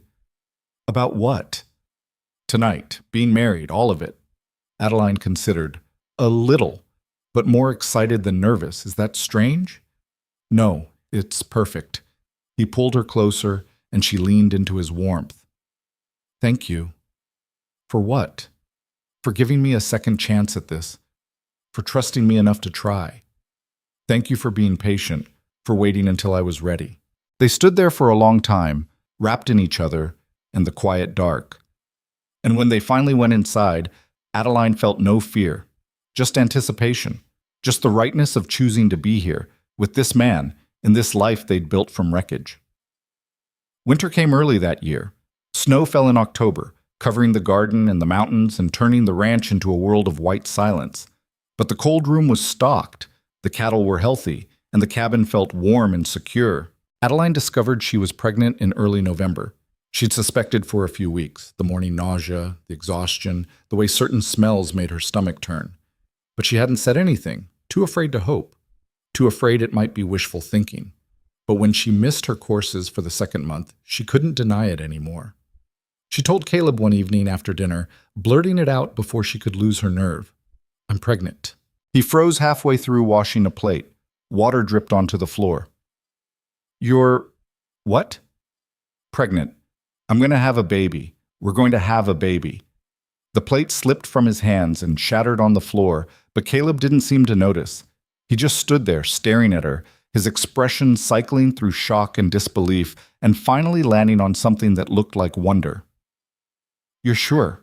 "As sure as I can be without a doctor." Her voice shook. "I know it's fast. I know we just got married and there's still so much to figure out." He crossed to her and picked her up, spinning her in a circle despite her protests. When he set her down, he was laughing, actually laughing, loud and unrestrained. I can't." He cupped her face in his hands. "You're sure?" "You already asked that." "I know, He kissed her soundly. "This is the best news I've gotten in years. Maybe ever." Tears spilled down Adeline's cheeks, but they were good tears. Relief tears. "Thomas always said that I was the problem, that I couldn't have children. He made me believe I was broken. He was a liar and a fool." Caleb's voice was fierce. "There was never anything wrong with you. Never." "I know that now, but hearing it and believing it are different things." She pressed her hand to her stomach, still flat, but holding impossible promise. "I was so scared to hope. And now we're going to be parents." He said it like a revelation. "We're going to have a baby." They held each other in the lamplight, both crying and laughing, and Adeline felt the last piece of Thomas's poison drain away. She wasn't broken. She'd never been broken. Just trapped in a situation that made her think she was. The pregnancy was hard. Adeline spent the first 3 months sick as a dog, barely able to keep down water. Caleb nursed her through it with the same steady care he'd shown when she'd been healing from the gunshot wound. He brought her weak tea and dry toast, held her hair back when she retched, and never once complained. By January, the sickness eased and she felt almost human again. Her body changed, her stomach rounding, her breasts swelling, all the small alterations that marked new life taking root. Caleb watched it all with fascination and tenderness, his hand constantly drawn to her belly, as if he couldn't quite believe it was real. "Do you think it's a boy or a girl?" he asked one night, his palm warm against her skin. "Does it matter?" "Not even a little. I'm just curious." He felt the baby kick, and his whole face lit up. "Did you feel that?" "Hard to miss." "That's our child. Growing inside you, learning to be human." His voice was soft with wonder. "Makes you think, doesn't it? About all the things we went through to get here, all the pain and darkness, and somehow it led to this." Adeline laced her fingers through his. "You think there's meaning in it? Or just random chance?" "I don't know. Maybe both." He looked up at her. "But I choose to believe it means something, that we were supposed to find each other, that all the hell we survived was worth it to get to this moment. Even Sarah's death?" He was quiet for a long moment. "That's harder. I'll never be glad she died. But I can be grateful that her loss didn't destroy me, that I survived long enough to find you." He pressed a kiss to her belly. "She'd be happy about this, about you carrying on what she and I started." "You think she's watching somehow?" "Maybe, or maybe she's just gone, and I'm holding on to the idea of her because it's comforting." He smiled sadly. "Either way works for me." Spring came slowly, and with it came hope in shades of green. The garden came back to life, stronger than before. The wildflowers bloomed again, faithful and stubborn. The cattle dropped new calves, and the herd grew to nearly 30 head. The ranch was thriving, and so was Adeline. Her belly grew round and heavy, and by April she could barely see her own feet, but she felt strong, powerful, even.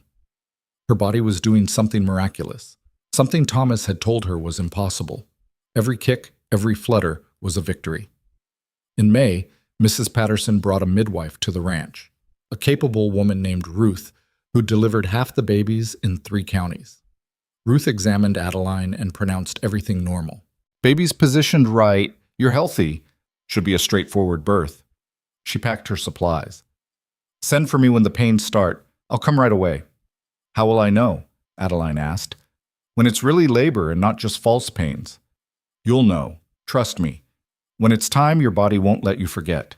Ruth was right. The pain started on a warm afternoon in late May, while Adeline was hanging laundry. The first contraction folded her double, and she knew immediately that this was different. This was real. Caleb! Her voice came out strangled. He dropped the fence post he'd been carrying and ran. What's wrong? The baby. It's coming. His face went white. Now? Right now? Yes, right now. Another contraction hit, stealing her breath. Get Ruth, please. He helped her inside and settled her on the bed, then took off on his fastest horse. Adeline lay there, breathing through the pains, trying not to panic. She'd heard stories about childbirth, how it could go wrong, how women died, how even the strongest could be broken by it.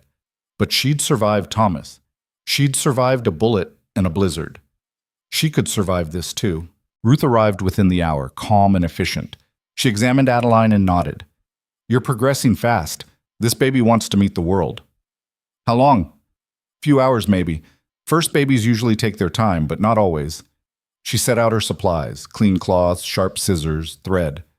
You've done hard things before. This is just another one. Caleb hovered near the door, looking lost. Ruth shooed him outside. Go boil water and stay out there until I call you. Laboring women don't need worried husbands underfoot. But out. He went, shooting Adeline a helpless look. She tried to smile, but another contraction took her, and she had to focus on breathing. In and out, riding the pain instead of fighting it. The hours blurred. Pain and pressure. Ruth's steady voice coaching her through it, the summer light fading outside the window.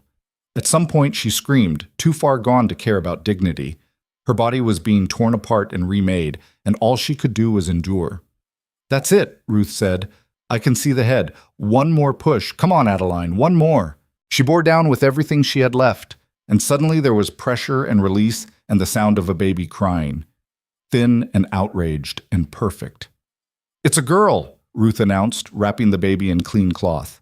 Healthy lungs, all her fingers and toes. You did it. Adeline collapsed back, shaking and exhausted. Ruth placed the baby on her chest, and Adeline looked down at the tiny, furious face and felt her heart crack open in a way she'd never experienced. Hello, she whispered. I'm your mother. The baby's eyes, dark and unfocused, seemed to find hers. The crying stopped, replaced by curious silence. And in that moment, Adeline understood something fundamental about love. It wasn't always gentle or easy. Sometimes it was fierce and terrifying. Sometimes it demanded everything you had and then asked for more. But it was worth it. Every bit of suffering, every moment of fear, every hard-won choice that had led her to this exact point, worth it. Can I come in? Caleb's voice from outside, tentative and desperate. Come in, Ruth called. He stumbled through the door like a man drunk, his eyes finding the baby immediately. When he reached the bed and looked down at his daughter, his face did something complicated. She's perfect, he breathed. She's ours, Adeline corrected, and held the baby out to him. He took her with the careful reverence of someone holding the entire world in his hands. The baby made a small noise and Caleb laughed. That same unrestrained laugh from when Adeline had told him she was pregnant. What should we name her? He asked. Adeline had thought about this for months. I want to call her Sarah, if that's all right with you. Caleb looked up, his eyes shining. You do that? She was part of your life, part of what made you who you are. And this place, this ranch, she helped build it. Adeline touched the baby's soft head. Seemed right to honor that. Sarah Boone, Caleb said softly. Welcome to the world, little one. You have no idea how much you were wanted. Ruth cleaned up and gave instructions for aftercare, then left with a promise to check on them in a few days. Caleb and Adeline spent that first night mostly awake, watching their daughter sleep and marveling at the impossibility of her existence. "I can't believe we made her," Caleb whispered at one point. "She's an entire person. And we made her. Biology made her. We just provided the raw materials. You know what I mean." Adeline did. It felt like magic, even though she knew the mechanics of it. This tiny human, this combination of both of them, this absolute proof that she wasn't broken after all. "Thomas was wrong about everything," she said quietly. "Every single thing. Yes, he was. And I wasted 3 years believing him. You survived 3 years despite him. That's not waste. That's strength." Caleb looked at her across the sleeping baby. "And it brought you here. To this. Would you trade it? If you could go back and choose different, would you?" Adeline thought about it. The pain, the fear, the night she'd nearly died in the snow, all of it had been terrible, but it had also been the path that led her to this cabin, this man, this child, to a life she'd built with her own hands and her own choices. "No," she said finally. "I wouldn't trade it. I just want to tell that scared girl in Philadelphia that it gets better, that she's stronger than she knows, and that someday she'll hold her daughter and understand that every hard thing was preparation for this joy." "You think she'd believe you?" "Probably not, but that's okay. She'll figure it out eventually." The months that followed were exhausting and wonderful in equal measure. Sarah proved to be a demanding baby, always hungry, always awake at the worst times, blessed with lungs that could wake the dead. But she was also curious and alert, watching the world with bright eyes that seemed to take in everything. Adeline and Caleb stumbled through new parenthood the way everyone does, sleepless and confused and making it up as they went. But they did it together, splitting night feedings and diaper changes and the endless laundry that comes with infants. The ranch continued around them. Cattle were born and sold. The garden produced another harvest. Henry Vaughn finally gave up and sold his mining operation to a company from back east, disappearing from their lives as suddenly as he'd entered them. Mrs. Patterson visited regularly, bringing food and advice and gradually becoming something like a friend. Life settled into a rhythm. Hard work and small victories. Setbacks and solutions. The ordinary miracle of building something lasting in an unforgiving place. 2 years after Sarah was born, Adeline found herself pregnant again. This time she recognized the signs immediately and told Caleb right away. He picked her up and spun her just like before, making Sarah shriek with laughter from where she was playing on the floor. "Another one," he said, grinning. "We're going to have 2. Are you ready for that?" "Absolutely not. But we'll figure it out." They had a son the following spring. They named him James, after Adeline's father. He was calmer than Sarah had been, content to watch the world from quiet corners. Where Sarah was all fire and noise, James was water and stillness. Together, the 2 children balanced each other. The years unfolded, the children grew, the ranch prospered. Caleb's beard went gray at the temples. Adeline's hands grew rough from work, her face lined from sun and smiles. They added on to the cabin, building 2 small bedrooms for the children. They bought more land when a neighbor moved east. They survived droughts and harsh winters and all the challenges frontier life threw at them. And through it all, they held on to each other. Not perfectly. They fought sometimes, disagreed often, got on each other's nerves in the way people do when they live too close.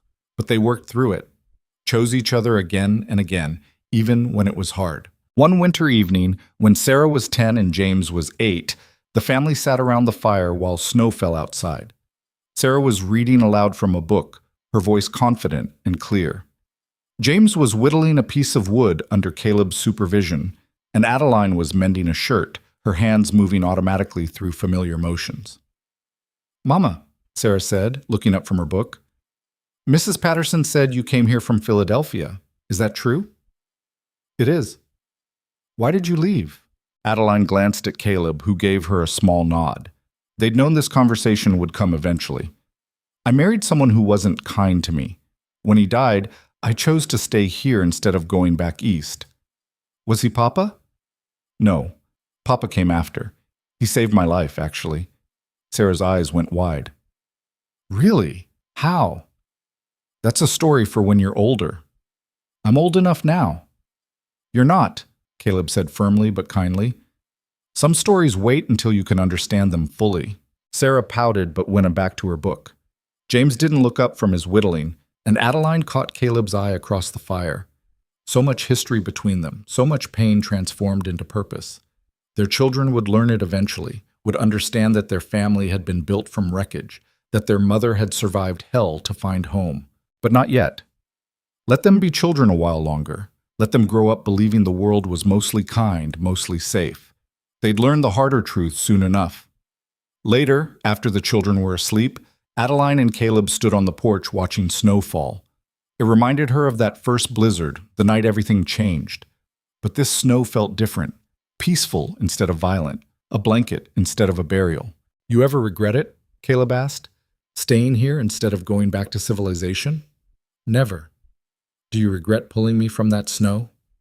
"Not even once." He pulled her close, and they stood wrapped in each other's warmth. "You changed my life, in the best possible way. We changed each other's lives. That's how it works when you love someone." Is that what you tell yourself in the hard moments, when the work's grinding and the future's uncertain? No. In the hard moments, I remember what I survived to get here. And I remember that I chose this. All of it. The struggle, the joy, the uncertainty. I chose you, chose this ranch, chose this life. She looked up at him. That's what gets me through. Knowing it was my choice. Not something done to me, but something I built. Caleb kissed her forehead. "You're the strongest person I know." "I'm the most stubborn. There's a difference?" "Is there?" "Maybe not." They laughed together, and the sound carried across the snow-covered ranch. Inside, their children slept safe and warm. Tomorrow there would be work. Cattle to feed, snow to clear, 100 small tasks that made up frontier life. But tonight there was just this. Peace earned through struggle. Love built on honesty. A future that belonged to them because they'd fought for it. Adeline touched the scar on her shoulder, still visible after all these years, a permanent mark of the night Thomas tried to kill her. She used to hate it. Now she saw it differently. Not as a symbol of what he'd done to her, but as proof of what she'd survived. A reminder that she'd walked through death and come out the other side. "What are you thinking?" Caleb asked. "That I'm grateful. For all of it. Even the terrible parts. Because they led here." She gestured at the cabin, the land, the life they'd built. "To this, to you, to everything that matters." "Even Thomas?" "Especially Thomas. Because he taught me what I'd never tolerate again. Taught me the difference between control and love, between fear and respect. Without him, I might not recognize what we have as the gift it is." That's a generous way to look at it. It's a practical way. Hate takes energy I'd rather spend elsewhere. She turned to face him fully. "I don't forgive him for what he did, but I've stopped letting him take up space in my head. He's dead, and I'm alive. That's victory enough." Caleb cupped her face in his weathered hands. "I love you. Have I mentioned that recently?" "Not in the last few hours." "Well, I do. More than anything. More than this ranch. More than my own life. You and those children in there. You're everything that matters." "I love you too. Even when you snore." "I don't snore." "You absolutely do. Sounds like a bear with a head cold." They bickered affectionately and went inside, banking the fire and checking on the sleeping children before climbing into their own bed. Adeline curled against Caleb's warmth and listened to the wind outside and felt, for perhaps the 1,000th time, the simple miracle of being alive and safe and loved. The years continued. Sarah grew tall and fierce, inheriting her mother's stubborn streak and her father's practical sense. James grew thoughtful and kind, with an artist's eye for beauty in rough places. They helped with the ranch, learned the land, grew strong in the way frontier children do. When Sarah was 16, a young rancher from the next valley started courting her. Caleb cleaned his rifle very obviously while the boys sat in their cabin, stammering through awkward conversation. Adeline had to hide her smile. History repeating, but gentler this time. Better. "You were that nervous when you met Sarah's mother?" the boy asked Caleb at one point. "Terrified," Caleb admitted. "Still am sometimes. Love does that to you." The boy looked at Sarah, who was pretending not to listen while helping Adeline with dishes. "Is it worth it? The fear?" "Every single day." Life kept unfolding. Grandchildren came, 3 from Sarah, 2 from James. The cabin that had once held just 2 became the center of a sprawling family. The ranch passed from Caleb's hands to his children's, and they ran it with the same stubborn dedication he'd shown. And through it all, Adeline and Caleb remained the constants, growing older, moving slower, but still together, still choosing each other every morning, still grateful for the blizzard that had nearly killed her and the stranger who'd refused to let her die. On their 20th wedding anniversary, they stood on the porch, the same porch where they'd stood so many times before. Caleb was gray now, his back slightly bent from decades of hard work. Adeline's hair had gone silver, her hands twisted with arthritis. But they held each other with the same tenderness they'd had at the beginning. 20 years, Caleb said. Feels like both forever and no time at all. I know what you mean. Adeline leaned into him. Do you remember that first night, after you found me? Every detail. You were half dead and still trying to tell me to leave you in the snow. I didn't want to be a burden. You were never a burden. You were a gift. I just didn't know it yet. Neither did I. They watched the sun set over the mountains, the same mountains that had witnessed their beginning, their struggles, their victories. The ranch spread out before them, prosperous and thriving. Their children and grandchildren were inside, filling the cabin with noise and laughter, a legacy built not from perfection, but from persistence. You know what I learned? Adeline said quietly. From all of this? What? That survival isn't enough. It's necessary, but it's not the point. The point is what you build after you survive. The life you choose, the love you risk, the meaning you make from the pain. She looked up at him. Thomas tried to destroy me, but he didn't. And everything that came after, everything we built together, that's my answer to him. That's how I won. We won, Caleb corrected gently. We did it together. Yes, we did. As darkness fell and stars emerged, they went inside to join their family. The cabin was warm and bright, full of the people they'd created and the love they'd chosen. And in that moment, Adeline Mercer Boone felt something she'd never thought possible during those dark years with Thomas. Complete. Not perfect, not without scars or struggles or the ordinary difficulties of life, but complete. Whole in a way that had nothing to do with another person fixing her, and everything to do with fixing herself and then choosing to share that wholeness with someone worthy of it.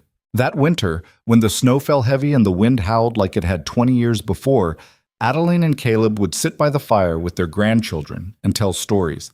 And sometimes when the children asked how Grandma and Grandpa met, they'd exchange a look and smile. It's a long story, Caleb would say. Tell us anyway, the children would chorus. So they would. Not all of it. Not the violence or the darkness. Not yet. But enough. Enough to teach them that hard things can be survived. That choosing your own path matters more than taking the easy one. That love earned through honesty and patience is worth more than any built on lies. And when the story ended and the children were tucked into bed and the cabin fell quiet, Adeline and Caleb would remain by the fire. 2 people who'd found each other in a blizzard and built a home from wreckage. 2 people who'd learned that the wilderness doesn't just take, it also gives, if you're strong enough to survive it. Worth it? Caleb would ask, like he did every few years. Every bit, Adeline would answer. Always. Because that was the truth, hard-won and tested by time. The blizzard that almost killed her had led her to the life she was meant to live. The bullet wound had healed into a scar that reminded her of her own strength, and the stranger who'd pulled her from the snow had become her partner, her love, her home. Not perfect, not easy, but real. And in the harsh, unforgiving Utah frontier where so many dreams died, theirs had lived and grown and flourished. That was enough. More than enough. That was everything.